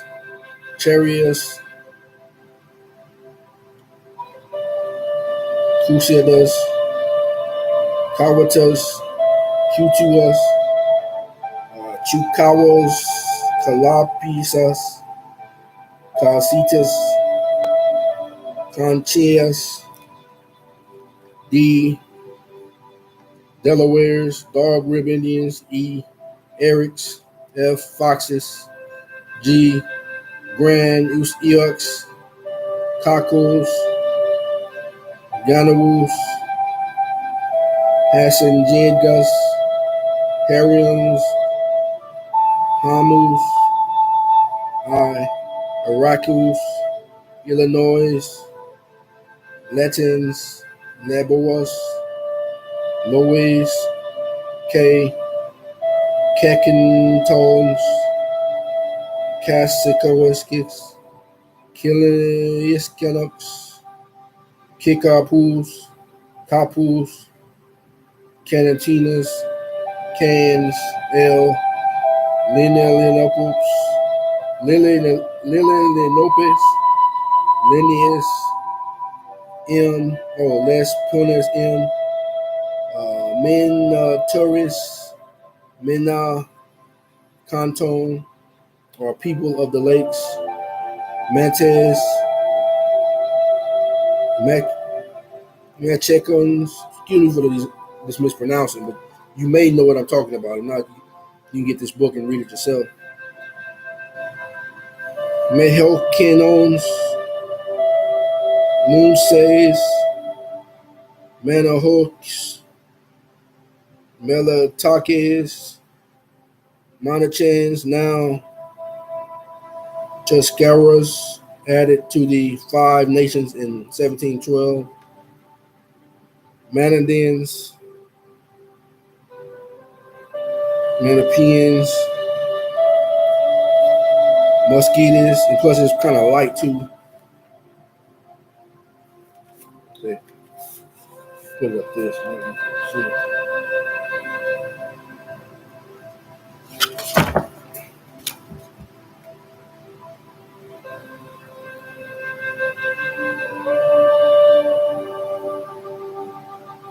Mexicans, Males, Quilques,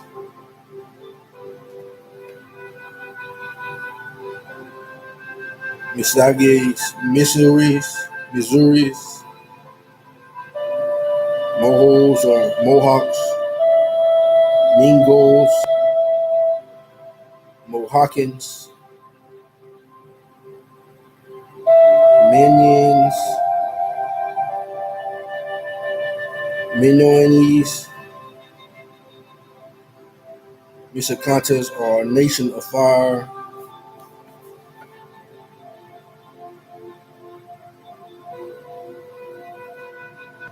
And got a lot of Mohegans.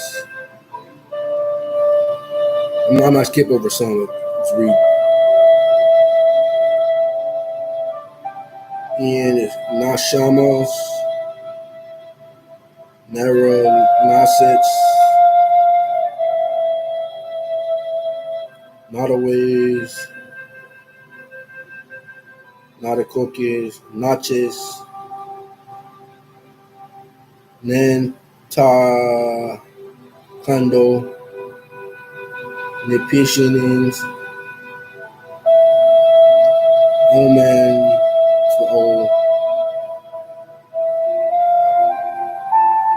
Ottawas,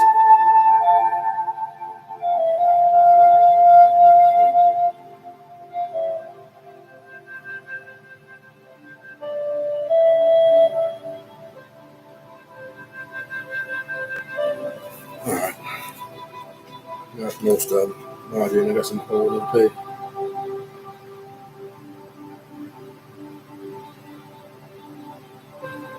Black Panish,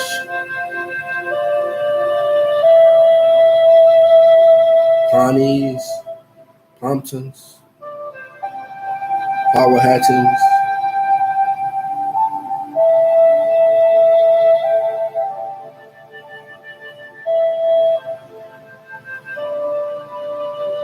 Sioux,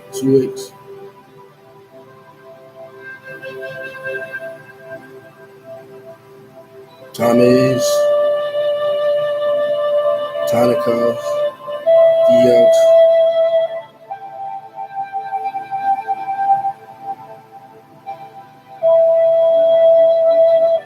Washpelon or people of the leaves, Washpuit, Yatis, other bands generationally. So it says a lot. Alright, let me move on. Some nations divided, this page 71. Some nations divided and settled at a distance from each other. In many other years, their languages so changed as to form different dialects, as that was in our days. The case with the Aragas on the Ohio, who separated from the Tuscaroras, and formed distinct dialect in the course of a few years. Here are 190 different nations, each having a king or sachem over them, of whom we have some knowledge. Okay. Move on. Try and finish this up. It said, besides this immense territory on all of,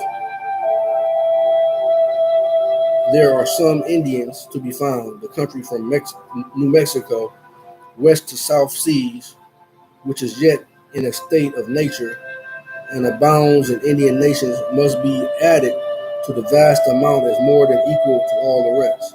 The Indians, by oppression, disease, wars, ardent spirits, have greatly diminished in number, degenerated in their moral character, and lost their high standing as warriors, especially those contagious to our settlements. The very ancient men who have witnessed the former glory and prosperity of their country. Let's see. Move to page 76 for lack of time. I have been looking at the beautiful city, the great water, your fine country, and see how happy you all are. But then I could not help thinking that this fine country and this great water was once ours. Our ancestors lived here. They enjoyed it as their own in peace. It was the gift of the Great Spirit to them and their children. At last, the white people came here in a great canoe. They asked only to let them tie it to a tree, lest the water should carry it away. We con- we consented.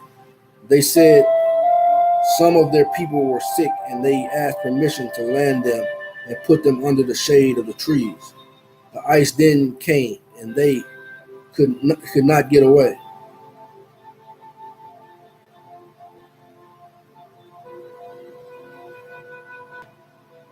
They then begged a piece of land to build wigwams for the winter. We granted it to them. They then asked for some corn to keep them from starving. We kindly furnished it to them. They promised to go away when the ice was gone. When this happened, we told them that they must now go away with their big canoe, but they pointed their big guns around their wigwams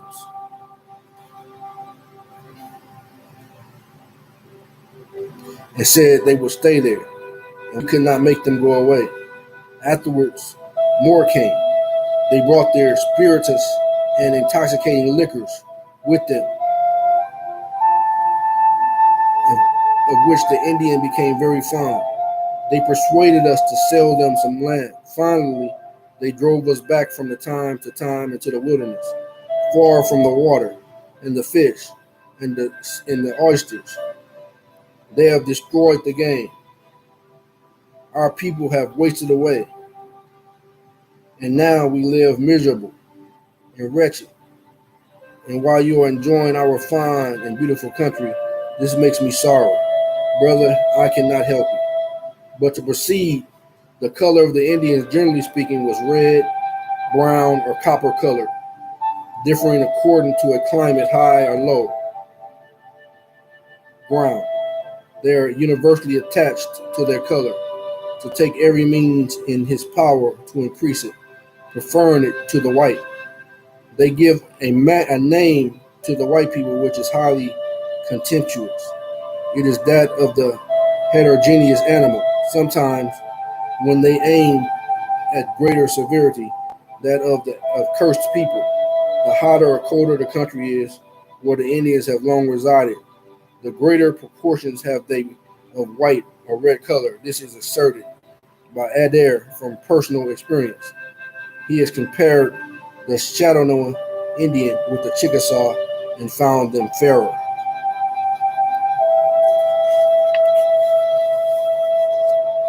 Though their endeavors to cultivate the copper color were alike, he thinks the Indian color to be the effect of the climate, art, or manner of living their tradition says. In country far west from that from which they came, all the people are of one color. Adair has seen a white man who, by his endeavors to change his color, became deeply colored as any Indian in the camp. And after he had became in the woods only 4 years late, 4 years. I mean, I don't know, man. That might be a far stretch. The Indians to the southward are often of a deeper hue than those to the northward. In the high country, they incline to a lighter tinge, but then those of the northward are more ignorant, less knowing in their traditions, rites, and religious customs. The like change is not unknown to Europe and Asia. The inhabitants of the northern countries in many instances are comparatively fairer than those of the southern countries.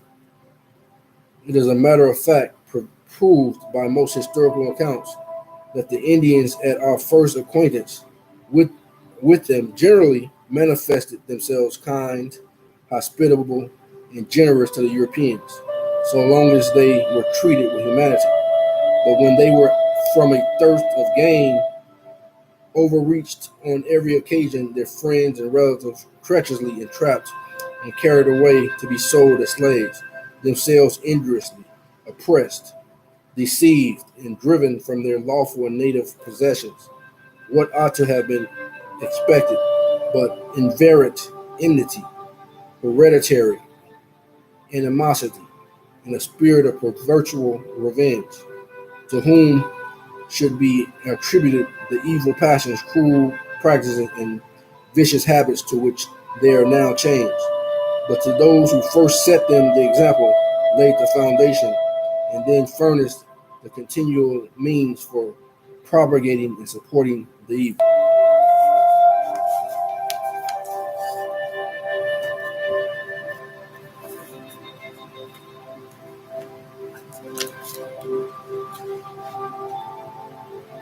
Here's some more information that you can look up for yourself to see if this be true.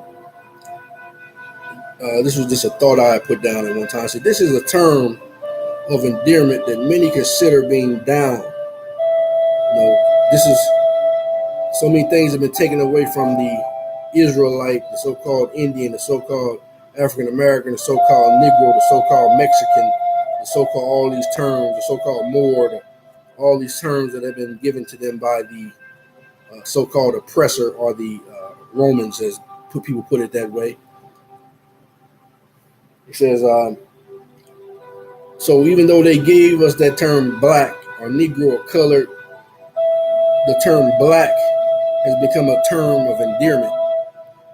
Like this is something that this is ours, that we can identify with. But I suggest that we identify with what the Creator called us, Israelites. I said, could it be that the calling yourselves or claiming that these bywords removes you from your true inheritance prepared for you by our Creator? Black and nigger are the scriptures, are in the scriptures, but as description. I recall seeing Indian in the Apocrypha, and Egyptians enslaved us.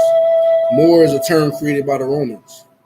Native American is another term that actually shows who we are as Americans first, but once again, they claimed it as well. Look up $5 Indians. Look it up.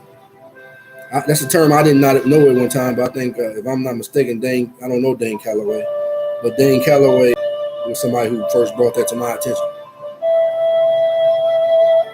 African American has no heritage. It was created in the 1600s, and some say in the 80s, by Jesse Jackson. There is documentation that even the term Mexican can be tracked back to the dark-skinned Negro in ancient history. We talked about a lot of that right now. Now, this is how they play with colors, that the terms of endearment. Watch what black is. It's a color. Nothing wrong with black. Is beautiful.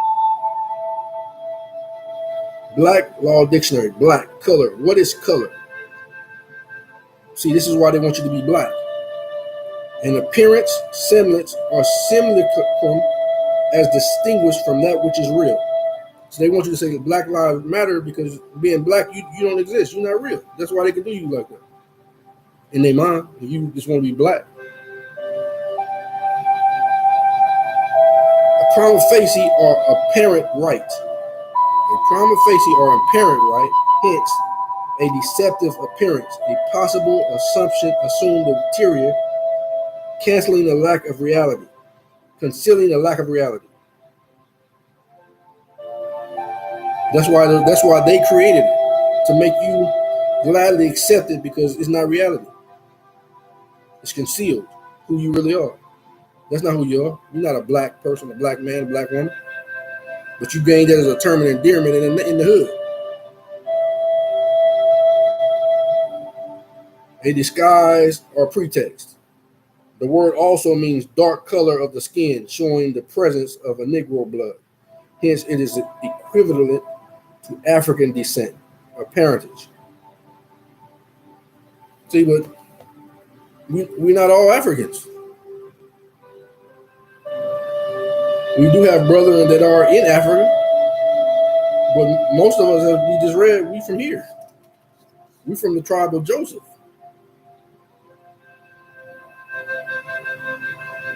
We're Ephraim and Manasseh.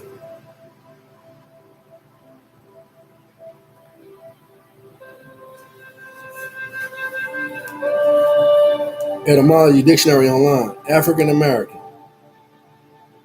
There are isolated instances from the late 18th to early 19th century, but the modern use is a reinvention first attested in 1969 in reference to African American Teacher Association, which became the preferred term in some circles for U.S. Black.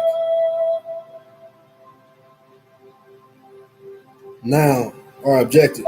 By the late 1980s, see you. We'll get there. See African American. Mencken, 1921, reports African American is now very commonly used in the Negro press. Afro American is attested in 1853 in Freeman's publication in Canada, Africa. See, the Messiah, we'll get there. Now, maybe let me say it now. The Messiah already said he made a way that we can be. He made it possible for us to return and become the sons of Yah for those who believe in Israel. That means we're kings. We go back to our original stance, who we're supposed to be. As long as you allow them to title you, you're going to be what they want you to be.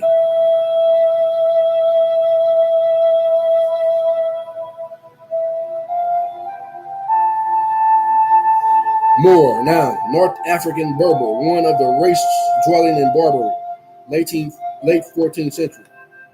From Old French, Moor, from the medieval Latin, Moris, from Latin Moors, inhabitant of Mauritania, Roman Northwest Africa. What?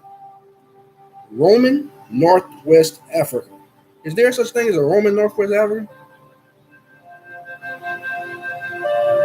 A region now corresponding to northern Algeria and Morocco. Is this something they made up? That they, from Greek Moorish, perhaps as native Rome. No, I'm sorry.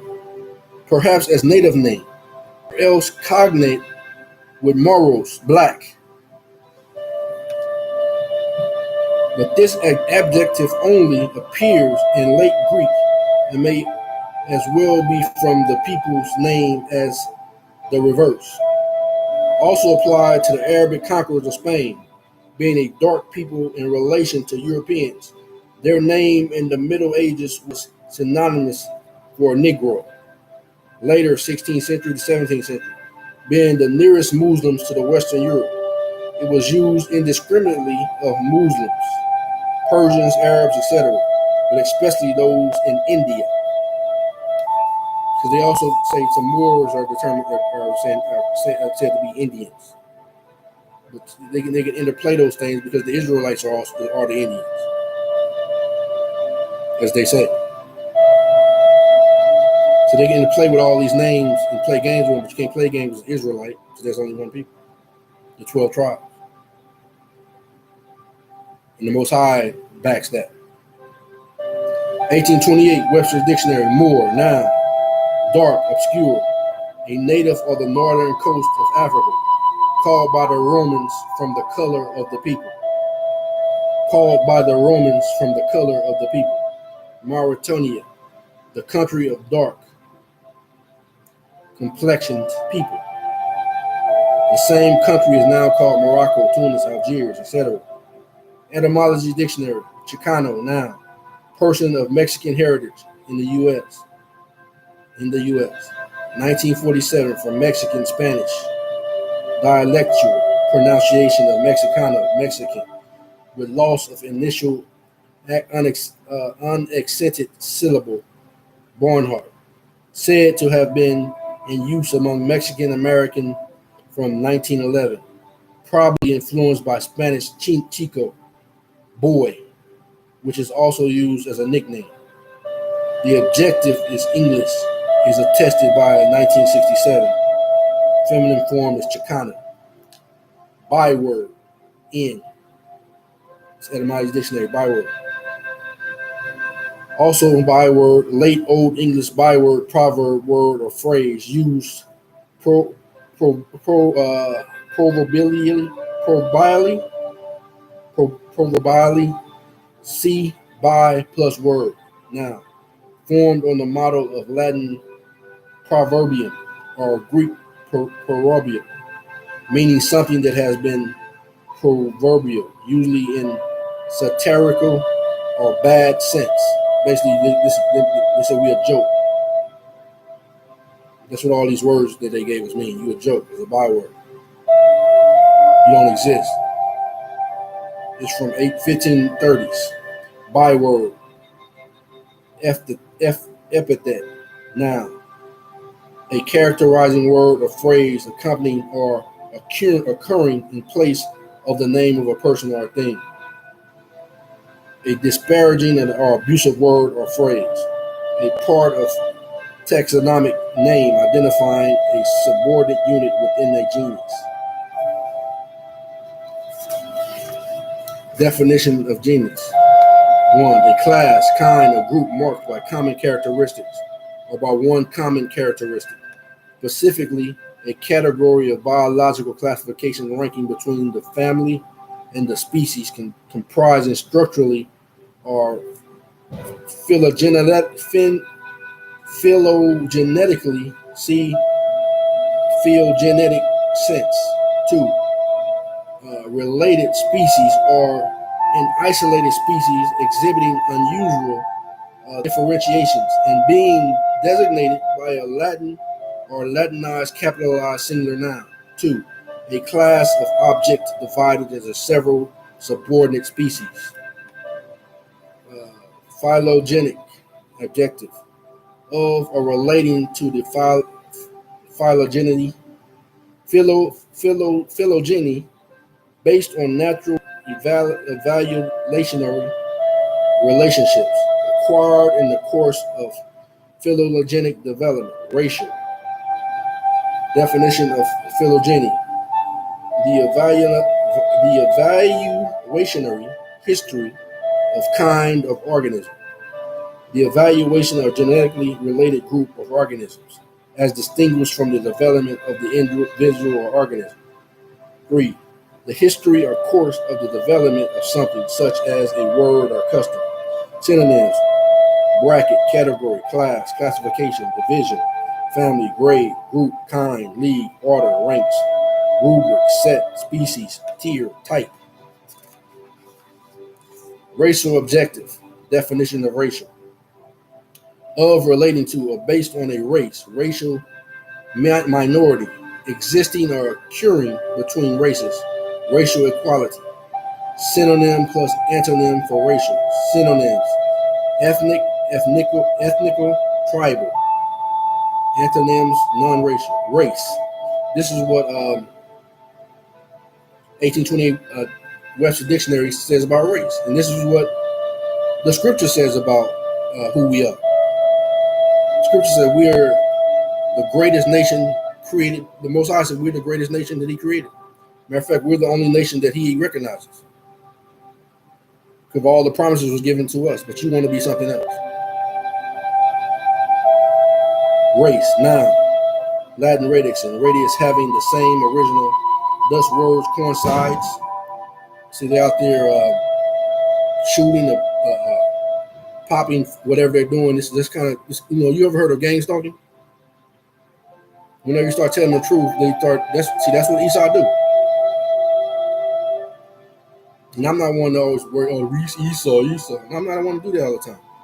But that's what he do in his nature. Anytime you start telling the truth, they start threatening you in some kind of way. And I'm quite sure you heard that in the background. Race, noun. It said the lineage of a family or continued series of descendants from a parent who is called the stock. A race is the series of descendants indefinitely. See, you can't change your true identity. This is who you are. Israelites. Thus all mankind are called the race of Adam. So that's why they try to throw everybody in the same bunch. They go, no, we all one big family. No, we're not. Thus, all mankind are called the race of Adam. He said the Israelites are of the race of Abraham and Jacob. Thus, we speak of a race of kings, the race of Clovis, or Charlemagne, a race of nobles, etc., which also is backed by the Spirit, which says, you're the only race I ever known. Therefore, I gave you all the promises. And that's backed by the Spirit, which is the truth. Etymology Online Dictionary. Let's relate terms, Israel and America. This is why the scripture says that first natural and then spiritual. Look at these. Israel, Old English, Israel. The Jewish people, the Hebrew nation. Precept, Compact, Bible Dictionary, Zondervan. Ruddy, a word used to refer to a red or fair complexion. All right, we kind of went over that earlier, but it's no problem to go back and see it again.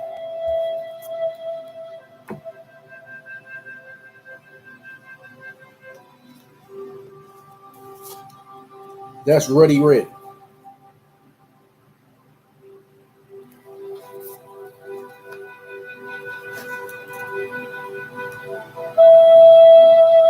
In contrast to the dark skin of the Hebrew.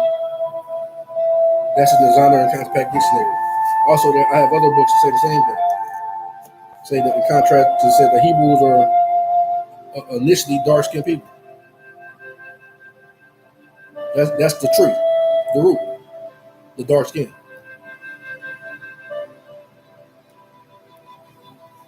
Nation, 1300s, nation, race of people,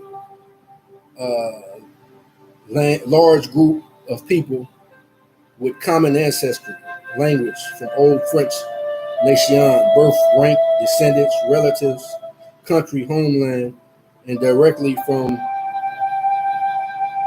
Latin nation, birth, origin, breed, stock. We just read about the stock, right, and race. Comes from the race, the stock of Abraham and Jacob, Israelites. See, it all goes together.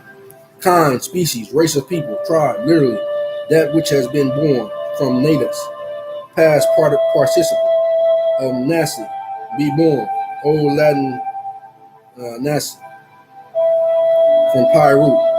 And let me tell you something. When it comes to me, I don't claim to be some big bad this or that. I don't. But the Most High is put in my heart to bring this information out. And not only me, but all the Israelites are doing this. Even other people of other nations are bringing out the truth. Matter of fact, they the one who wrote these books, so we can have the truth. But of course, they always got to put their spin in it, but you got to look through it, overlook their spin, and just let all of the truth out of it. So I'm not going to be afraid to tell you the truth. The Most High said, he said, this will not return void. He said, no weapon formed against you shall prosper, and every tongue that shall rise against you in judgment, he shall condemn. He said, this is the heritage of the servants of the Most High, Yah. He said, you're righteous because I called you righteous. And because he called me righteous, and righteous is immortal, I'm immortal. So I'm not worried about the devil, because the devil is under his control. The devil can't touch none of us unless the Most High let him. So I'm going to just tell the truth.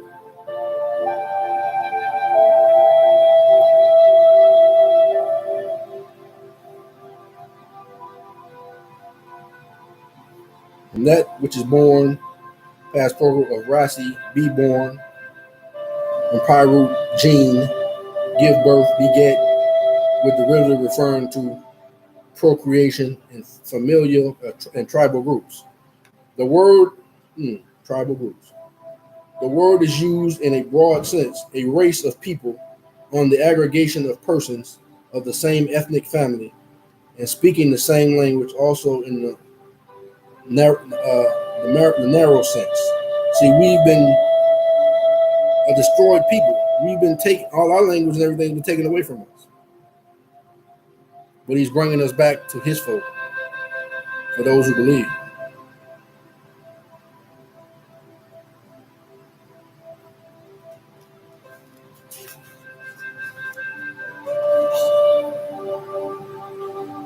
Okay, it says in the Middle English is, let me see, it's having different territory. Talking about a nation. Nation is organized community within a certain territory. See, that's why he also said he's going to set up his own enzyme when he returns. Some people preach. So if you a king, if you all of this, where's your nation? Our nation is we're people of the Most High Yah. Our nation is each other, and His word should not return void. That's why we're a nation of kings. From the past, we are literally kings from the natural, but in the spiritual, He's already telling us we are kings under His kingdomship, leadership. And when He returns, He's going to set up His enzyme over all the nations. That's He said, for He is the spirit of prophecy, and the prophecy cannot be twisted. It cannot. It must come to pass. Matter of fact, everything that's in the word has already happened. We just fulfilling it in the matrix, and then some of us are outside the matrix already, just waiting in His rest.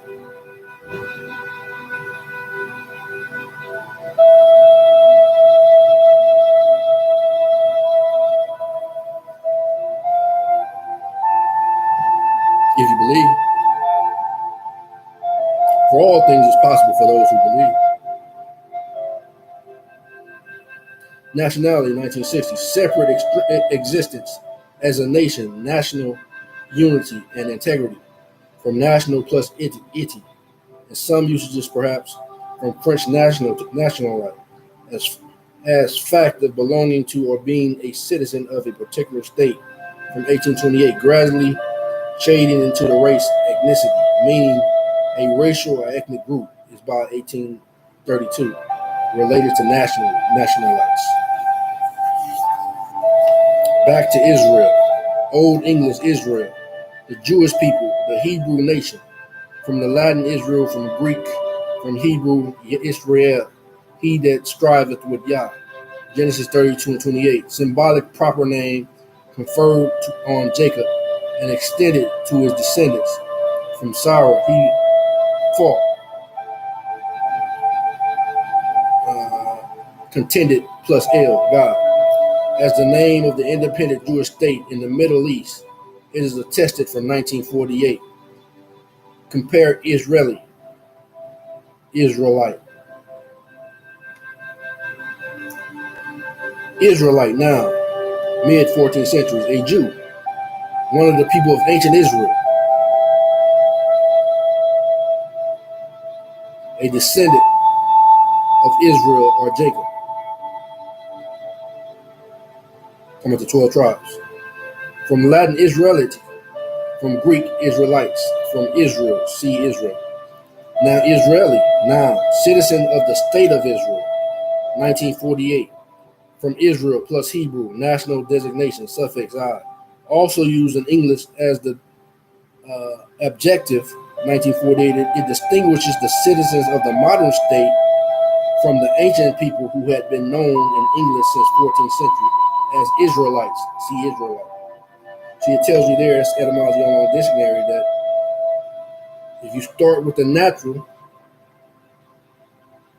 the truth will lead you to the spirit, where you can worship in spirit and in truth. Now that'll lead you to the life. That's the truth. The Israelites are His people, His natural people. We're the root, we're the stock.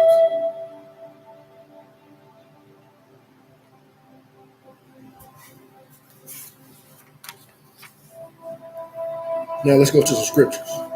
John 3:1-10. There was a man of the Pharisees named Nicodemus, a ruler of the Jews. The same came to Yahusha by night. Said to him, Rabbi, we know that thou art a teacher, come from Yah. For no man can do these miracles that thou doest, except Yah be with him. Yahusha answered and said unto him, Verily, verily, I say unto thee, except a man be born again, he cannot see the kingdom of Yah. Nicodemus said unto him, How can a man be born when he is old? Can he enter into the second time into his mother's womb and be born? And Yahusha answered, Verily, verily, I say unto thee, except a man be born of the water and of the Spirit, he cannot enter into the kingdom of Yah. That which is born of flesh is flesh, and that which is born of spirit is spirit. Marvel not that I said to you, that said unto thee, you must be born again. The wind bloweth where it listeth, and thou hearest the sound thereof, but cannot tell whence it cometh, and whither it goeth. So is everyone that is born of the Spirit. So you can't box in the Spirit. You can't control the Spirit. You can't measure the Spirit. See, because these wicked men who try to subjugate us,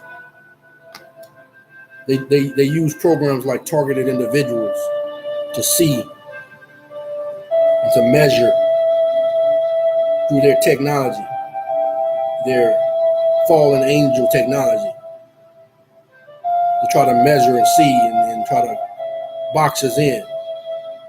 But they can't, because we're full of the Spirit. The Spirit goes where it wants. They can't dictate the Spirit. That's why they got to follow you all day, all night. And that's why they got to have people where you dwell to spy on you and all these things, because you can't spy on the Spirit. If it wasn't for the Spirit, they wouldn't probably follow us, because they just know our practices, they know our customs, they know how we get down. But the Spirit moves in such a way they can't measure it. That's why they spy on you.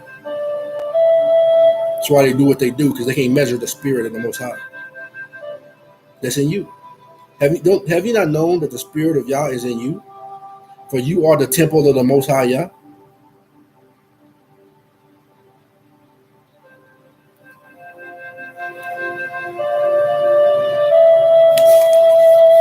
Nicodemus answered and said unto him, How can these things be? Yahusha answered and said to him, And thou art a master of Israel, and knowest not these things? Verily, verily, I say unto thee, we speak that we do know, and testify that what we have seen, and you receive not our witness. See, I've shown you through documented evidence of who we are. Cannot be disputed, and yet you say that you do not see who we are?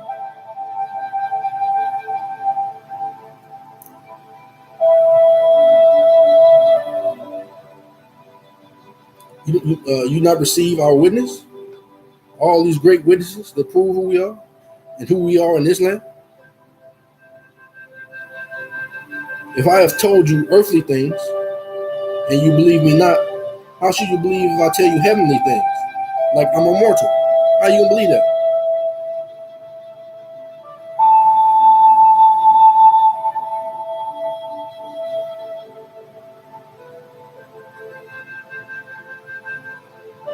And no man has ascended up to heaven, but he that came down from heaven, even the Son of Man, which is in heaven. And as Moses lifted up a serpent in the wilderness, even so must the Son of Man be lifted up, that whosoever believeth in him should not perish, but have eternal life. John 1:11-14. He came to his own. See, I'm coming to you now. And I'm not saying I am the Messiah, but I'm part of him. He came unto his own, and his own received him not. Do you receive what I'm telling you? But many as have received him, to them gave him power to become the sons of Yah, even to them that believe on his name. I'm trying to give you the power to know who you are, that you may be immortal. That you may be the sons of the living Yah, the great King, the great Spirit, the highest one, the highest Yah, the highest Elohim. Be a son of the highest, which were born not of the blood, nor of the will of the flesh, nor of the will of man, but of Yah. For he who is born of Yah cannot sin,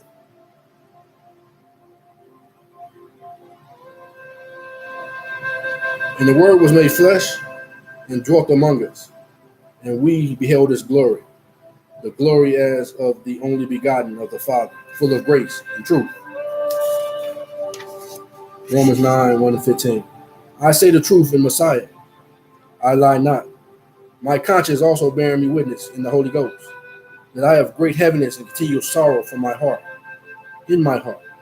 For I could wish that myself were accursed from Messiah for my brethren, my kinsmen according to the flesh, who are Israelites, to whom pertaineth the adoption, and the glory, and the covenants, and the giving of the law, and the servants of Yah, and the promises, whose are the fathers, of whom concerning the flesh Messiah came. So he came just for us. And he came because of the promises of the fathers. That's why he came. Because the Most High had already made a promise to the fathers that this seed would be saved. The seed who believed on him would become immortal. Who they would be the sons of the Most High Yah. Who is overall Yah blessed forever. Amen. Romans 11, 26 and 28. And so all Israel shall be saved, as it is written, these shall come out of Zion, the deliverer, Yahusha. There shall come out of Zion, the deliverer. Yahusha means deliverer. And shall turn away ungodliness from Jacob. For this is my covenant unto them, when I shall take away their sins.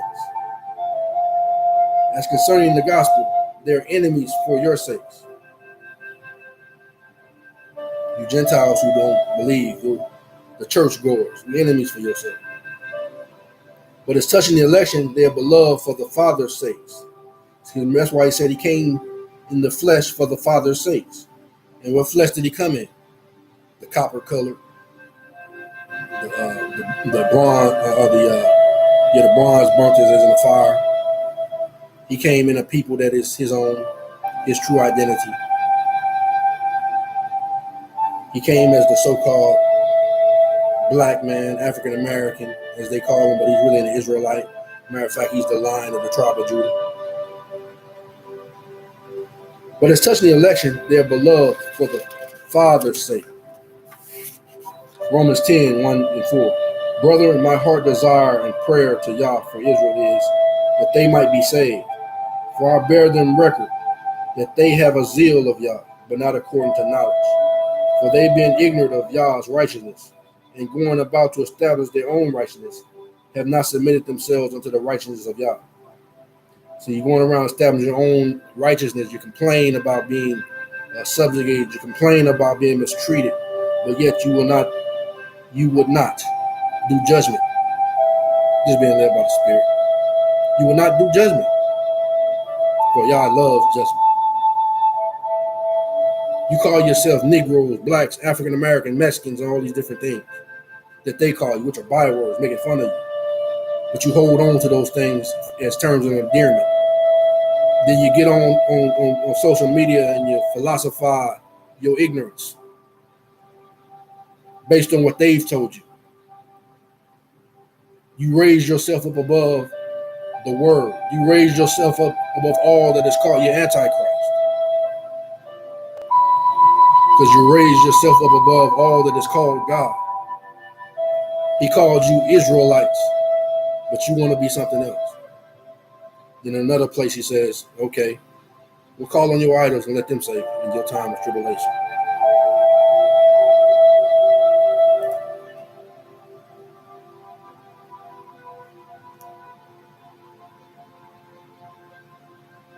For Messiah is the end of the law for righteousness to everyone that believeth. See, Messiah is the fruit of the Spirit. Once you obtain the fruit of the Spirit, there's no more need for the law, because the law is for the lawless.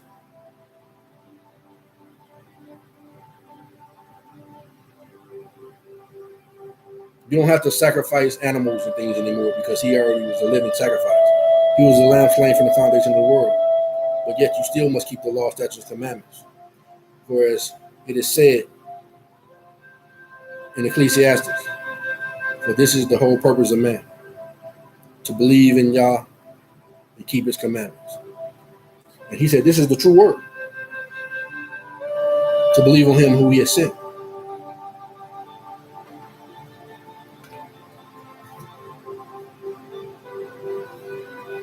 As for me, behold, my covenant, in Genesis 17. When Abraham was 90 years old and 9, Yah appeared to Abram and said unto him, I am the Almighty Yah. Walk before me and be perfect, be thou perfect. And I will make thy covenant between me and thee, and will multiply thee exceedingly. And Abraham fell on his face. And Yah talked with him, saying, As for me, behold, my covenant is with thee, and thou shalt be a father of many nations. Neither shall thy name any more be called Abram, but thy name shall be called Abraham. For a father of many nations have I made thee, and I will make thee exceeding fruitful, and will make thy nations of thee, and kings shall come out of thee. And I will establish my covenant between me and thee, and thy seed after thee, in their generations, for an everlasting covenant, to be an Eloi unto thee, and to thy seed after thee. And I will give unto thee, and to thy seed after thee, and wherein thou art a stranger, all the land of Canaan, for an everlasting possession. And I will be their Yah. And Yah said unto Abraham, Thou shalt keep my covenant, therefore thou and thy seed after thee in their generations. This is my covenant, which ye shall keep between me and you, and thy seed after thee. Every man child among you shall be circumcised, and you shall circumcise the flesh of your skin, and it shall be a token of the covenant between me and you. And he that is 8 days old shall be circumcised among you, every man child. He that is born in thy house, he that is bought with thy money, must need be circumcised, and my covenant shall be in thy flesh, for an everlasting covenant. And the circumcised man child, whose flesh is of his foreskin, is not circumcised, that soul shall be cut off from his people, he that broketh my covenant. And Yah said unto Abraham, As for Sarah thy wife, thou shalt not call her Sarai, but Sarah shall be her name be. And I will bless her and give thee a son also of her. Yea, I will bless her, and she shall be a mother of nations. Kings of thy people shall be of her. Then Abram fell upon his face and laughed and said unto his heart, Shall a child be born unto him that is 100 years old? And shall Sarah that is 90 years old bear? And Abram said unto Yah, Oh, that Ishmael might live before thee. And Yah said, Sarah thy wife shall bear thee a son, indeed. Thou shalt call his name Isaac, and I will establish my covenant with him for an everlasting covenant, and with his seed after him, which is Jacob, Israel, us. And as far as Ishmael, I have heard thee. See, the Moors talk about Ishmael a lot, and they should be kings too. I'm just going by the spirit and what they called themselves in those books. First, the Romans called them Moors, a dark-skinned people. And then most of their name was Ishmael, a great people. And as for Ishmael, I have heard thee. Behold, I have blessed him, and will make him fruitful, and will multiply him exceedingly. 12 princes shall he beget, and will make him a great nation. But my covenant will I establish with Isaac, which Sarah shall bear unto thee at this set time in the next year.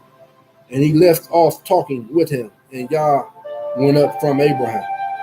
And Abraham took Ishmael, his son, and all that were born in his house, and all that were bought with his money, every male among the men of Abraham's house, and circumcised the flesh of their foreskin in the selfsame day as Yah had said unto him.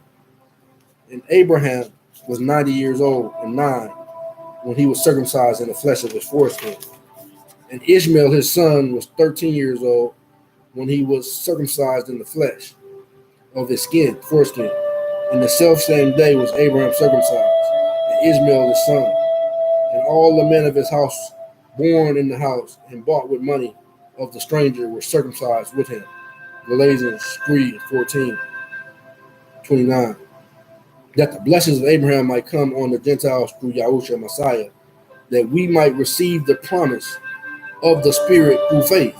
Brethren, I speak after the manner of men, though it be but a man's covenant, yet if it be confirmed, no man disannulled it or added thereto.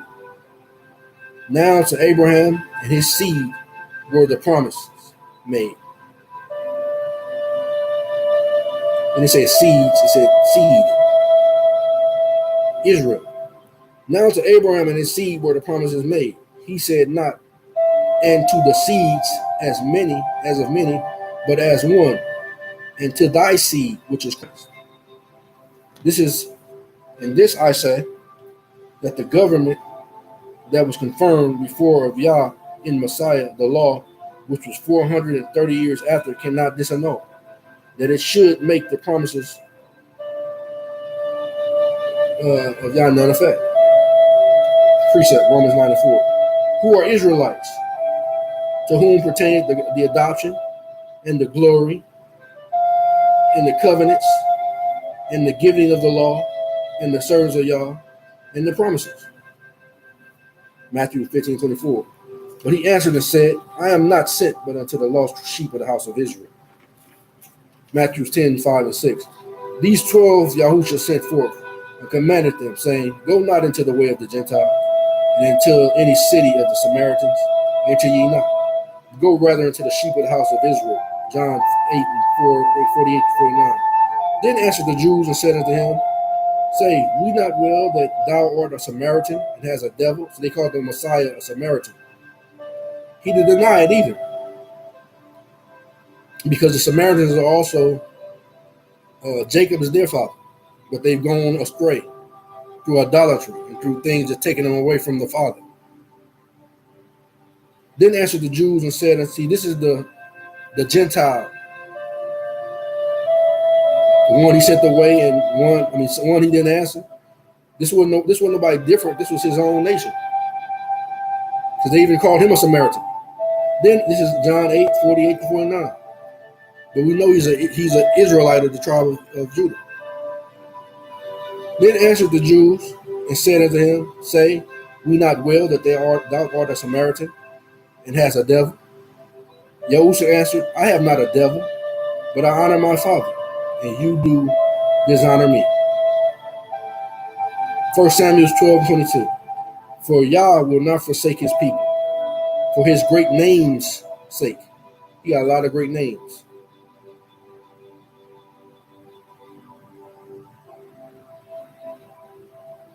Because it has pleased Yah to make you his people. His great names is Israelite. Romans 11:1-4. I say then, has Yah cast away his people? Yah forbid.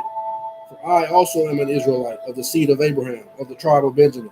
Yah has not cast away his people, which he knew. What ye not, what the scriptures said of Elias, how he maketh intercession to Yah against Israel, saying, Yah, they have killed thy prophets, and digged down thine altars, and I am left alone, and they seek my life. But what says the answer of Yah unto him? I have reserved to myself 7,000 men who have not bowed to the knee, to the image of Baal. That keeps me humble right there. That lets me know that whatever level I'm honoring and serving him, he has others out there doing the same thing.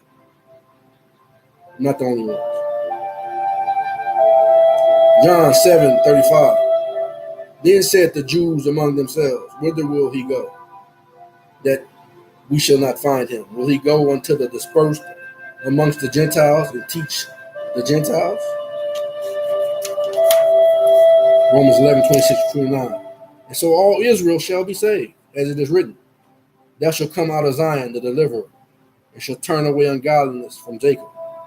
For I would not, brethren, that thou should be ignorant of this mystery, lest ye should be wise in your own conceit, that blindness in part has happened to Israel until the fullness of the Gentiles be come in.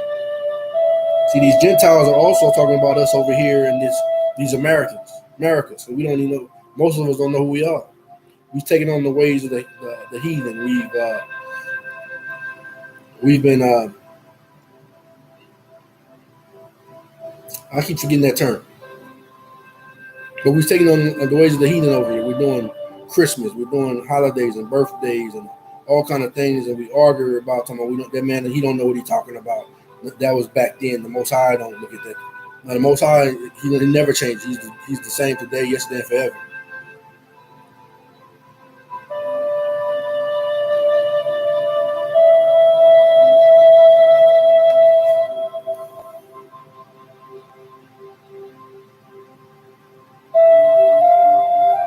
And then we already saw that where his own kin folks, the Samaritans, were considered as Gentiles because they didn't follow the way of the Father. So when they called him a Samaritan, he didn't say, I'm not a Samaritan. He just said, I have a devil. But yet we already know he's a lion from the tribe of Judah. He's an Israelite. For this is my covenant unto them, when I shall take away their sins. As concerning the gospel, they are enemies for your sakes. But as touching the election, they are beloved for the Father's sakes. And that's why he came. For the Father's sakes, for the promises made to the fathers. He came in the flesh of the fathers, like the fathers, of who he really is. For the gifts and callings of Yah are without repentance. John 4, 1-14. When therefore Yah knew that the Pharisees had heard that Yahusha made and baptized more disciples than John, though Yahusha himself baptized not, but his disciples, he left Judea and departed again into Galilee. And he must needs go through Samaria. See, he told his disciples not to go there. But as fate or as the Spirit would have it, like it led him into the wilderness, it also led him through Samaria. And he must needs go through Samaria. Then cometh he to a city of Samaria, which is called Sychar, near the parcel of ground that Jacob gave to his son Joseph. Could that be he was in America? You know, this was Joseph hanging out here, tribes out here. The 10 tribes in the Americas, which is called Sychar, near to the parcel of ground that Jacob gave to his son Joseph. Now Jacob's well was there. Yahusha, therefore, being weary with his journey, sat thus on the well, and it was about the 6th hour. There cometh a woman of Samaria to draw water. See, we already realized that she will confirm that she's a daughter of Jacob. Yahusha said unto her, Give me to drink. For disciples were going away into the city to buy meat. Then says the woman of Samaria to him, How be it that thou, being a Jew, askest drink of me, which am a woman of Samaria? For the Jews have no dealing with the Samaritans. Yahusha answered and said unto her, If thou knewest the gift of Yah, and who it is that said to thee, Give me to drink, thou would have asked of him, and he would have given thee living water. The woman said unto him, Sir, thou hast nothing to draw with, and the well is deep. From whence then hast thou this living water? Art thou greater than our father Jacob? See, she said Jacob was her father. She's an Israelite, but she's been Hellenized, not keeping the commandments. That's why the Jews don't have no dealings with them. They Gentiles, they heathens. But not in fact. He said, I come to the lost tribe of the house of Israel. So at that day, the Spirit led him to go to the Gentiles, who are not truly Gentiles, they're Israelites. She just told you our father Jacob, and who are Jacob's children, the 12 tribes, which gave us the well and drank thereof himself. Yahusha answered and said unto her, Whosoever drinketh of the water shall thirst again. But whosoever drinketh of the water that I shall give him shall never thirst. But the water that I shall give him shall be in him, as well as of water springing up into everlasting life. What is everlasting life? Immortality. That's why he came. because he's the first born from among the dead. He's immortal. That he may make us, give us the ability to be immortal. And because I have faith and believe in his word, he already said I'm immortal, so I am immortal. He said, you're righteous because I said you're righteous. What is righteous? Righteousness is immortal. Matthew 15, faith come by hearing, hearing by the word of Yah. Matthew 15, 21 and 28. Then Yahushua went thence and departed into the coast of Tyre and Sidon. And behold, a woman of Canaan. And like I said, consider another Samaritan. Came unto the same coast and cried at him, saying, have mercy on me, O Yah, thou son of David. My daughter is grievously vexed with a devil. But he answered her not a word. And his disciples came and besought him, saying, send her away, for she cried after us. But he answered and said, I am not sent but unto the lost sheep of the house of Israel. Then came she and worshipped him, saying, grace, help me. She really said, Yahushua, help me, but I put there grace. See, because he could never have helped her unless he had come. He said, for the law came by Moses, but grace and the law came by Yahushua Mashiach, Yahushua Messiah. So that's why I put in there. Then came she and worshipped him, saying, grace, help me. Precept, 1 John 4, 1 and 5. Beloved, believe not every spirit, but try the spirits, whether they are of Yah, because many false prophets are gone out into the world. Hereby know ye that the spirit of Yah, every spirit that confesses that Yahushua Messiah is come in the flesh is of Yah. And every spirit that confesses not that Yahushua Messiah is come in the flesh is not of Yah. And this is that spirit of anti-Messiah, whereof you have heard that it should come, and even now already is in the world. So if you don't believe that the Messiah looks like me, I'm not saying literally look like me, but skin tone, Israelite, all that, you antichrist, you anti-Messiah. Because he came in the flesh and he gave you exactly how he looked in Revelations and in Daniel 7, the Father.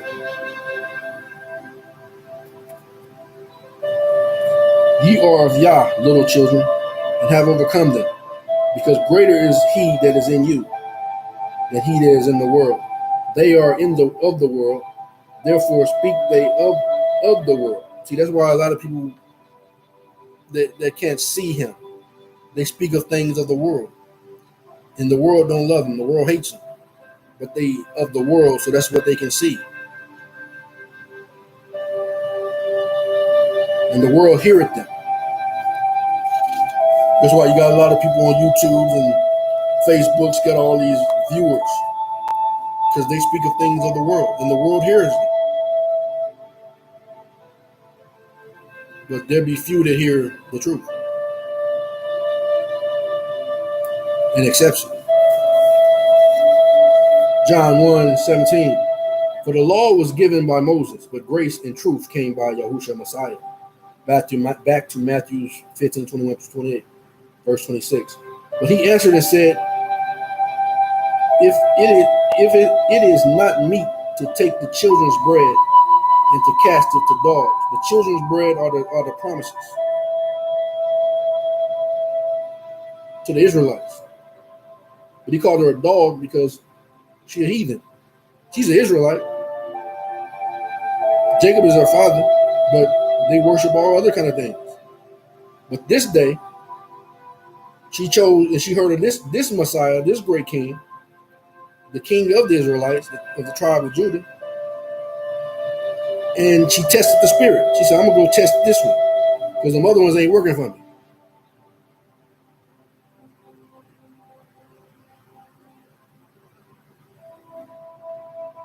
And she said, truth, Yah. Yet the dogs eat of the crumbs which falleth from their master's table. Then Yahushua answered and said unto her, O woman, great is thy faith. Be it unto thee even as thou wilt. And her daughter was made whole from that very hour. See, he He said, I've come not except for the lost tribes of the house of Israel. He met one of the daughters of Israel who had been practicing pagan idolatry and worship. That day, salvation came to her house. She had come back to Israel, just like the other one, the other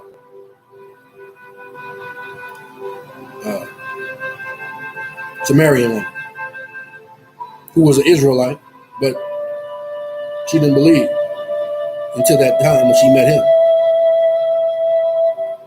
That's why she said, our father Jacob, are you greater than our father Jacob? And Jacob is only a father to the 12 tribes. I'm not far-fetched in saying that. That's the truth.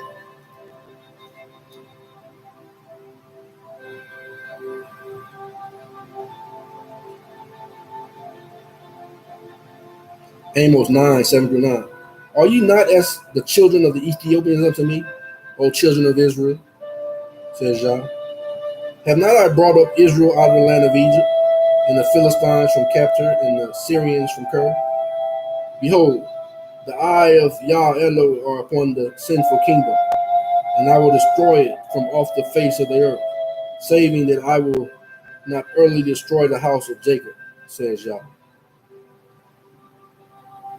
See, he's not going to early destroy the house of Jacob. See, them people were part of the house of Jacob. That's why he healed them. But they had to come in faith. They come back to Yah.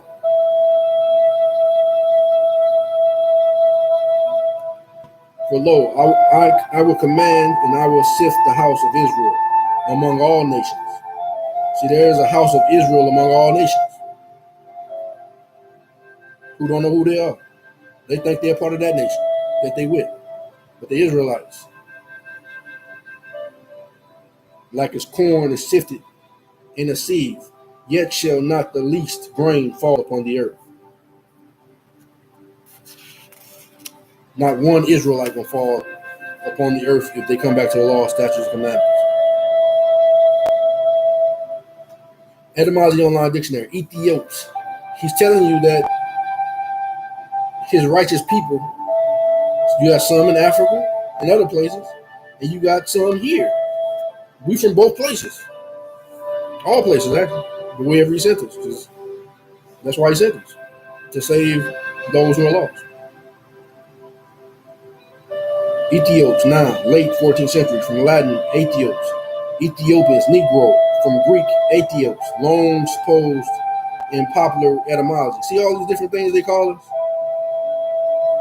But there's no confusion when you say we're Israelites. Long supposed in popular etymology to be from Athenian, plus to burn, plus ops, face, burn face. Compare Ethiops, fiery looking. Sunburn. They describe the Most High and the Messiah as being fiery looking in those interpretations. Who the Homer Ethiopians were is a matter of doubt. It's a matter of doubt because we're not calling them Israelites. The poet elsewhere speaks of two divisions of them, but they're going to give it away who they are by the way they live, or what they're supposed to live. One dwelling near the rising, the other near the setting of the sun. Both having embrowned visages from their proximity to that luminary, and both leading a blissful existence because living amid a flood of lights and as a natural concomitant of a blissful existence, blameless and pure, white. That's where they get the term white from. But not a white as a Caucasian, but a white as in pure. That really belongs to us, that term. A blissful existence, blameless and pure, and free from every kind of moral defilement. That's the natural existence of these people from their origin. Until they go and we start going and worshiping other idols and learning the ways of the heathen and being Hellenized. Revelations 1:14-16. His head and his hair were white like wool, as snow, and his eyes were as a flame of fire.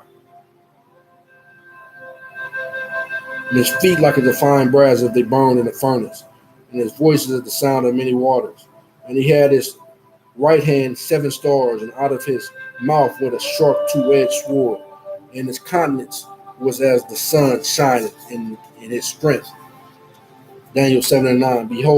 I beheld, till the thrones were cast down, and the ancient of days did sit, whose garment was white as snow, and his hair and his head like pure wool. And then some people say, see there, he's talking about his head. His head can't be like your head can't be like pure wool. That's a description of your hair and your beard.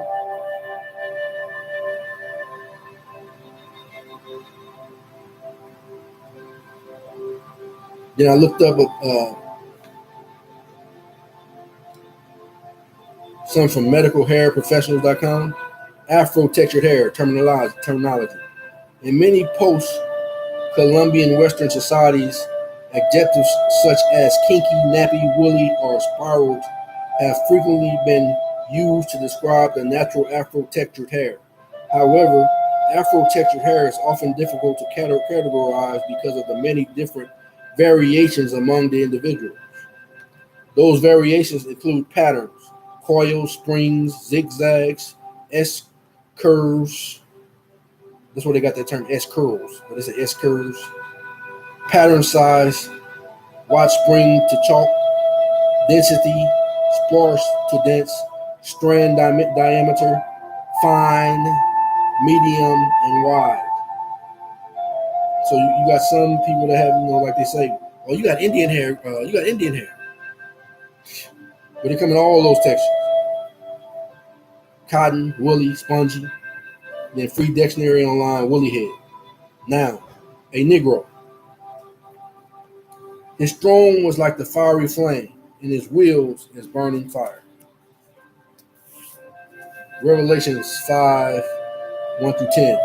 And I saw in the right hand of him that on the throne a book written within and the backside, sealed with 7 seals. And I saw a strange angel proclaiming with a loud voice, a strong angel proclaiming with a loud voice, who is worthy to open the books and to loose the seals thereof. And no man in heaven nor on earth, neither under the earth, was able to open the book, neither to look thereon. And I wept much, because of no man was found worthy to open and to read the book, neither to look thereon. And one of the elders said unto me, weep not. Behold, the Lion of the tribe of Judah, the root of David, has prevailed to open the book and to loose the 7 seals thereof. And I beheld, and lo, in the midst of the throne, and 4 beasts, and in the midst of the elders. See, in the midst of the throne. Remember in Ezekiel when he saw the 4 beasts and one had the face of a man, meant the tribe of Israel, because that's what they look like, Israel. That was from his seed. But the ones that went forth was Jacob, just for your consideration, Judah, Ephraim, and Dan.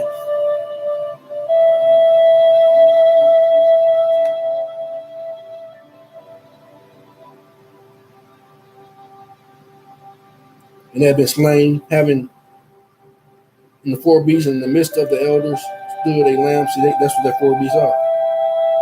The ones that were redeemed from the earth, the ones that followed him wherever he went, the one that had straight feet.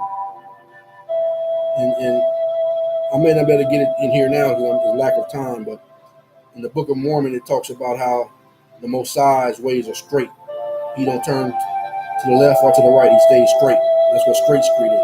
These beasts, which were the Israelites, followed him with straight feet wherever he went. They didn't turn left or right. They followed him with the lamb wherever he went. And the lamb goes straight. They don't turn. Having 7 horns and 7 eyes, which are the 7 spirits of Yah, sent forth into all the earth. And he came and took the book, the 4th beast, and the 4th he had come and took the book out of the right hand of him that sat upon the throne. And when he had taken the book, the 4 beasts and the 24 elders fell down before the Lamb, having every one of them harps and a golden vial full of odors, which are the prayers of the saints. And the saints are the Israelites. And they sung a new song, saying, Thou art worthy to take the book and to open the seals thereof. For thou wast slain and hast redeemed us to Yah. See, only one that could have done it is our kinsman, who was capable of redeeming us, because he's styled as the bridegroom. And we're styled as the wife or the bride, just like in the book of Ruth. Boaz was the only one. Well, the present predecessor, he didn't want to take on the responsibility of Ruth as the kinsman. So Boaz was the next kinsman who represented. It's like Adam didn't want to do right. So the Messiah was the second Adam, or the second kinsman that was able to redeem us, his wife, his bride, his kinsman.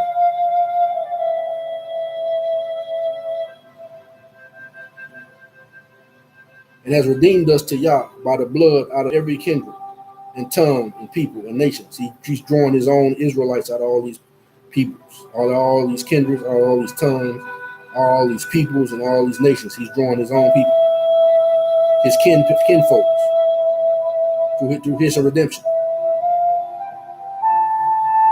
And has made us unto our Yah kings and priests, and we shall reign on the earth.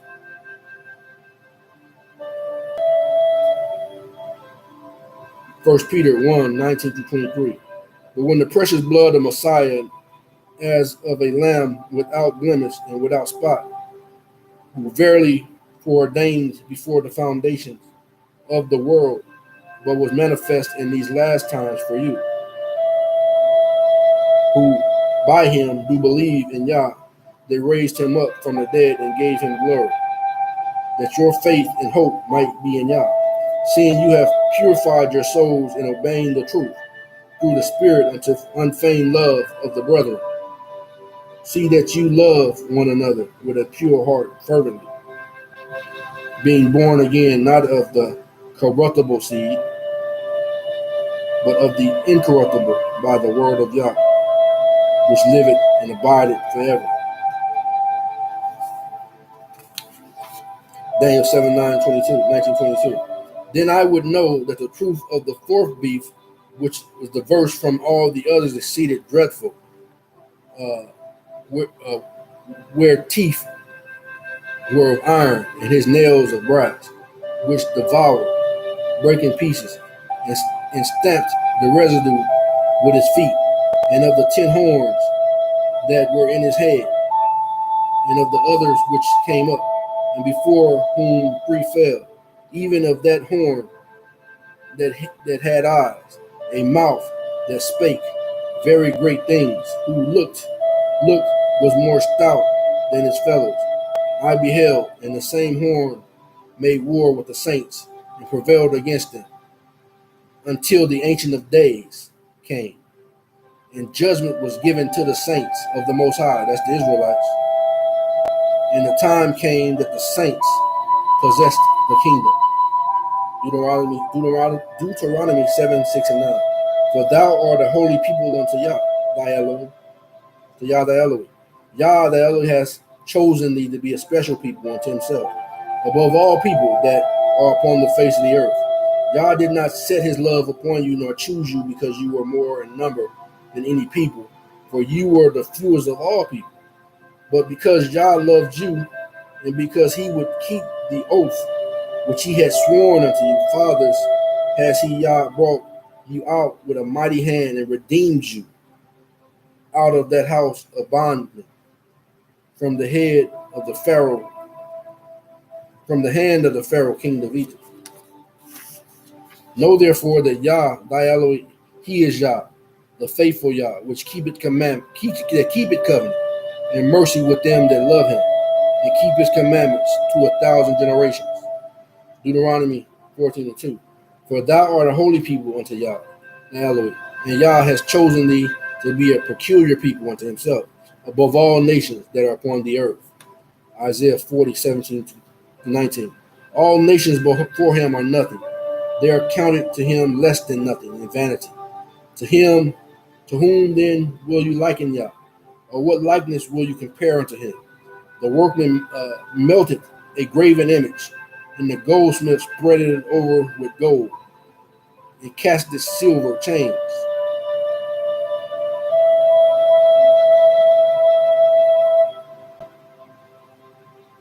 Second Ezra 6:56-57. As for the other people which are also come from Adam, thou hast said that they are nothing, but be like unto spittle, and hast likened the abundance of them unto a drop that falleth from a vessel. And now, O Yah, behold, these heathen, which have ever been reputed as nothing, have begun to be Yah over us, and to devour us. Psalms 83:3-4. They have taken crafty counsel against thy people, and consulted against thy hidden ones.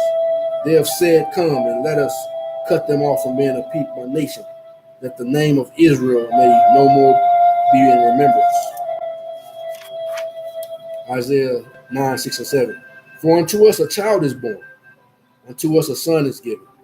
The government shall be upon his shoulders, and his name shall be called Wonderful, Counselor, the Mighty Yahusha, the Everlasting Father, the Prince of Peace. Of the increase of his government and peace there shall be no end, upon the throne of David, upon his kingdom, to order it, and to establish it with judgment, with justice, from henceforth, even forever. The zeal of Yah of hosts will perform this. Isaiah 11:12-14. And he shall set up an ensign for the nations, and shall assemble the outcasts of Israel, and gather together the dispersed of Judah from the four corners of the earth. And envy also of Ephraim shall depart, and the adversaries of Judah shall be cut off, and Ephraim shall fly upon the shoulders of the Philistines towards the west. They shall spoil them of the east together. They shall lay their hand upon Edom and Moab, and the children of Ammon shall obey them. Isaiah 11:13-15. The envy also of Ephraim shall depart, and the adversaries of Judah shall be cut off. Ephraim shall not envy Judah, and Judah shall not vex Ephraim, but they shall fly upon the shoulders of the Philistines towards the west, and they shall spoil them.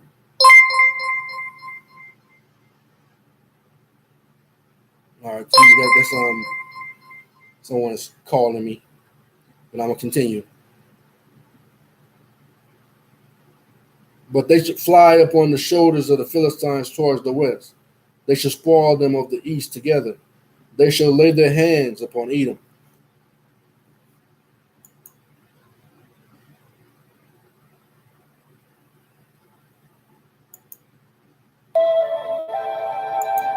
Okay. And Yah shall early destroy the tongue of the Egyptian sea, and with his mighty winds shall he shake his hand over the river, and shall smite it in the seven streams, and make men go over dry shod. Ezekiel 37:16-17. Moreover, thou son of man, take thee one stick, and write upon it for Judah, and for the children of Israel, his companions. Then take another stick, and write upon it for Joseph, the stick of Ephraim, and for all the house of Israel, his companions, and join them one to another into one stick, and they shall become one in thine hand.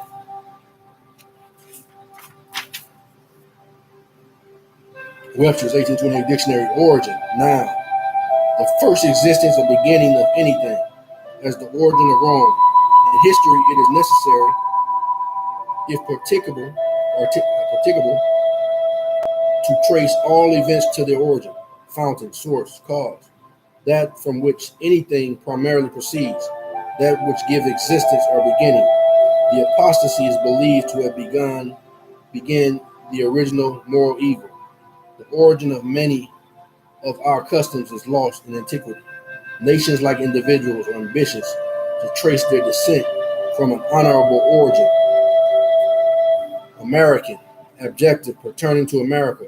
American, now a native of America, originally applied to the Aboriginals or copper-colored races found here by the Aboriginals. Let me read that again. American, noun, a native of America. Originally applied to the Aboriginals or copper-colored races found here by the Europeans, but now applied to the descent of the Europeans born in America. The name American must always exalt the pride of patriotism. Washington. America. This is Webster's 1828 dictionary. Noun, from Amerigo Vespucci, a Florentine who pretended to have first discovered the western continent, one of the great continents first discovered by Sebastian Cabot, June 11th, 1498, and by Columbus or Cristobal Colon, August 1st, the same year. It extends from the 18th degree of north to the 54th degree of south latitude, and from the 35th degree, 156 degrees of longitude, west from Greenwich, being about 9,000 miles in length. Its breadth at Darien is narrowed to about 45 miles, but at that northern extremity is nearly 4,000 miles. From Darien to north, and the continent is called North America, and to the south, it is called South America. Cornell Law School Online, Legal Information Institute, Colombia, the Commonwealth of Puerto Rico. Okay, let me move on from there. I'm going to still talk about it, but I'm in its proper context. Etymology Online Dictionary, American, 1570s, originally one of the Aboriginal peoples discovered in the Western Hemisphere by Europeans. Originally, one of the Aboriginal peoples discovered in the Western Hemisphere by Europeans. From modern Latin Americans, from American, the original sense is now Native Americans. The sense of resident of North America of Europeans, originally British descent, is from 1765. That's when they colonized in 1765. But originally, the people that was here is that they know of was the Aboriginals, the Aborigines from 1570s. Etymology Online Dictionary, America, 1507, the Western Hemisphere, North and South America. In cartographer Martin Wall-C-Muller's treatise, Cosmographic Introductio from Modern Latin Americanus, after Amerigo Vespucci, 1454 to 1512, who made 2 trips to the New World as a navigator and claimed to have discovered it. His published works put forward the idea that it was a new continent, and he was first to call it Novus Mundus, New World. Amerigo is more easily Latinized than Vespucci, Latin Vespucius, which might have yielded place name Vespuccio. The sense in English naturally was restricted towards the British colonies, then the United States. 28 USC, see, you say then the United States. This is sometime later. And this is the definition of the United States. 28 USC 302, section 15. The United States means A federal corporation, B, an agency, department, commission, board, or other entity, C, of the United States or an instrumentality of the United States. So the United States is different from the country. The United States is a corporation. Colombia, the Commonwealth of Puerto Rico, the Commonwealth of the Northern Marianas, or any territory or possession of the Northern Marianas, or any territory or possession of the United States, approximately 68 miles radius. The man's name Amerigo is Germanic, said to derive from the Gothic Amalric literary work ruler. The Old English form of names has come down as surnames Emmerich, Emery, etc. The Italian form merged into Amelia. Amelia, from proper name Latin, but the Germanic origin literally laborers. Old Norse Emma, to trouble. The name was assimilated with Roman gens name Amelia. Colloquial pronunciation Americae, not uncommon 19th century, goes back to at least 1643, and a poem that rhymed the word with away.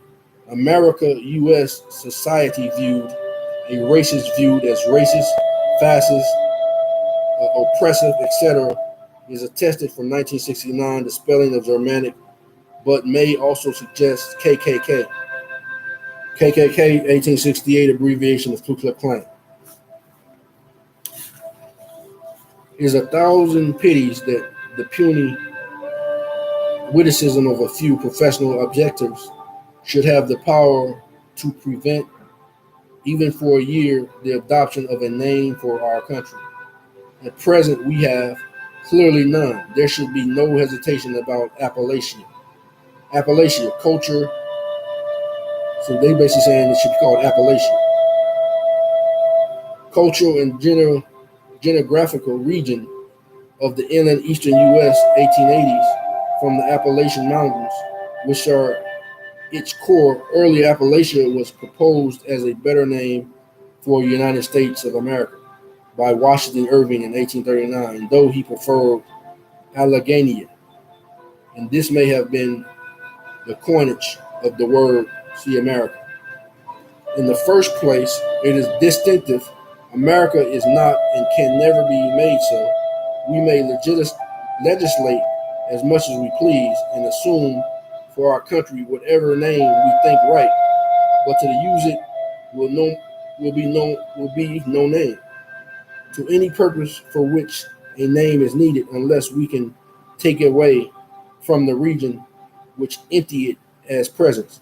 South America is America, and will insist upon remaining so. Edgar Allan Poe, 1846. Fredonia, Fredonian, Freddie, Fredish.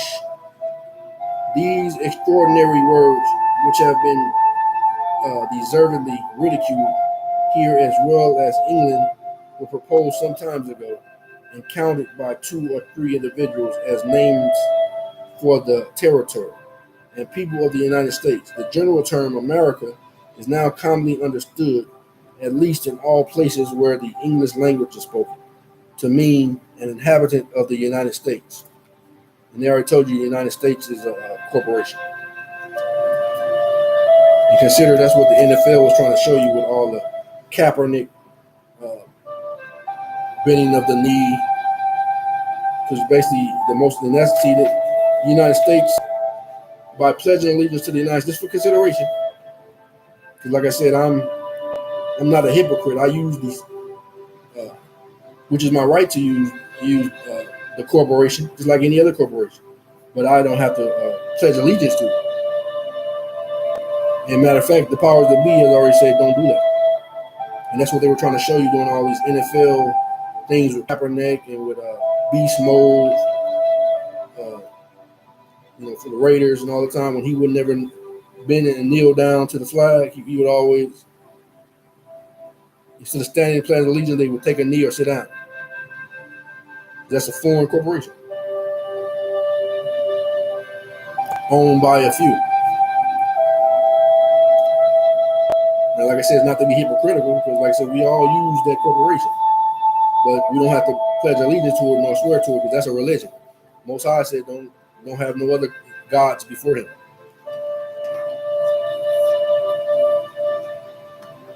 And it's so employed except where unusual precision of language is required. Say, Book of Mormon is also called the Stick of Joseph in the Hand of Ephraim, first edition. Chapter 10. Let's see. Jacob explains that the Jews will crucify their Yahushua. They will be scattered until they begin to believe in him. America will be a land of liberty where no king will rule.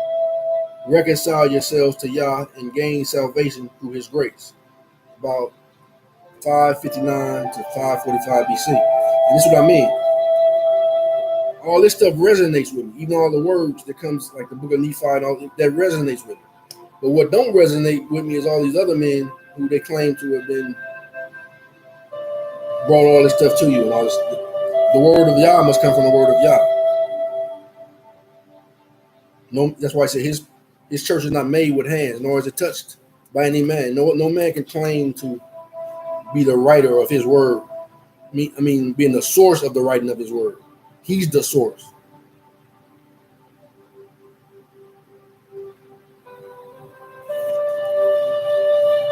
And now I, Jacob, speak unto you again, my beloved brother,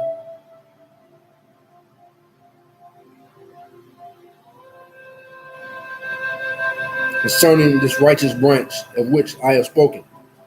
Precepts. 1 Nephi 15, 12 through 20. Behold, I say unto you, that the house of Israel was compared unto an olive tree by the Spirit of Yah, which was in our father. And behold, are not broken off from the house of Israel was compared unto an olive tree by the Spirit of Yah, which was in our father. Behold, are we not broken off from the house of Israel? 13. And now the thing which our father meaneth concerning the grafting in of the natural branches through the fullness of the Gentiles is that in the latter days, when our seed shall have dwindled in unbelief, yea, for the space of many years and many generations have the Messiah, after the Messiah shall be manifested in the body unto the children of men, then shall the fullness of the gospel of Messiah come unto the Gentiles, and from the Gentiles unto the remnant of our seed. See, this is plain right there that the Mormon church held on to this book, but like anything else, they put in information in it to fit their religion. But under that information that they placed in the book that don't belong there, that was basically the stumbling block for many to keep them away from this book. Because they said, "Oh, that's their book." But the truth in those precepts and doctrines and scripture vibrates with the first thing.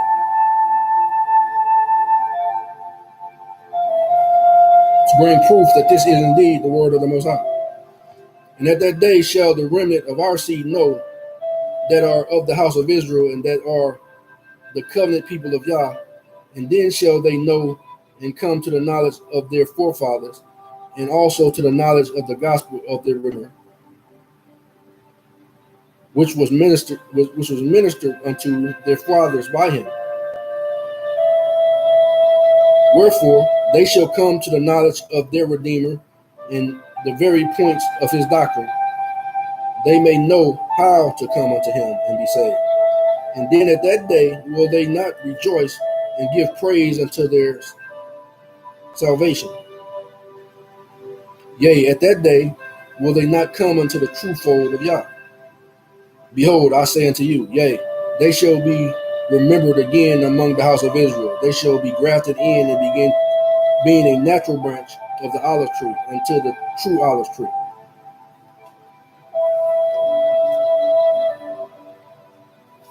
Right here, that's kind of explaining to you right there that these are the natural Israelites who lost their way. And he's bringing them back. And this is what our Father meaneth. And he meaneth that it will not come to pass until after they are scattered by the Gentiles. And he meaneth that it shall come by way of the Gentiles, that Yah may show his power unto the Gentiles, for the very cause that he shall be rejected of the Jews or of the house of Israel.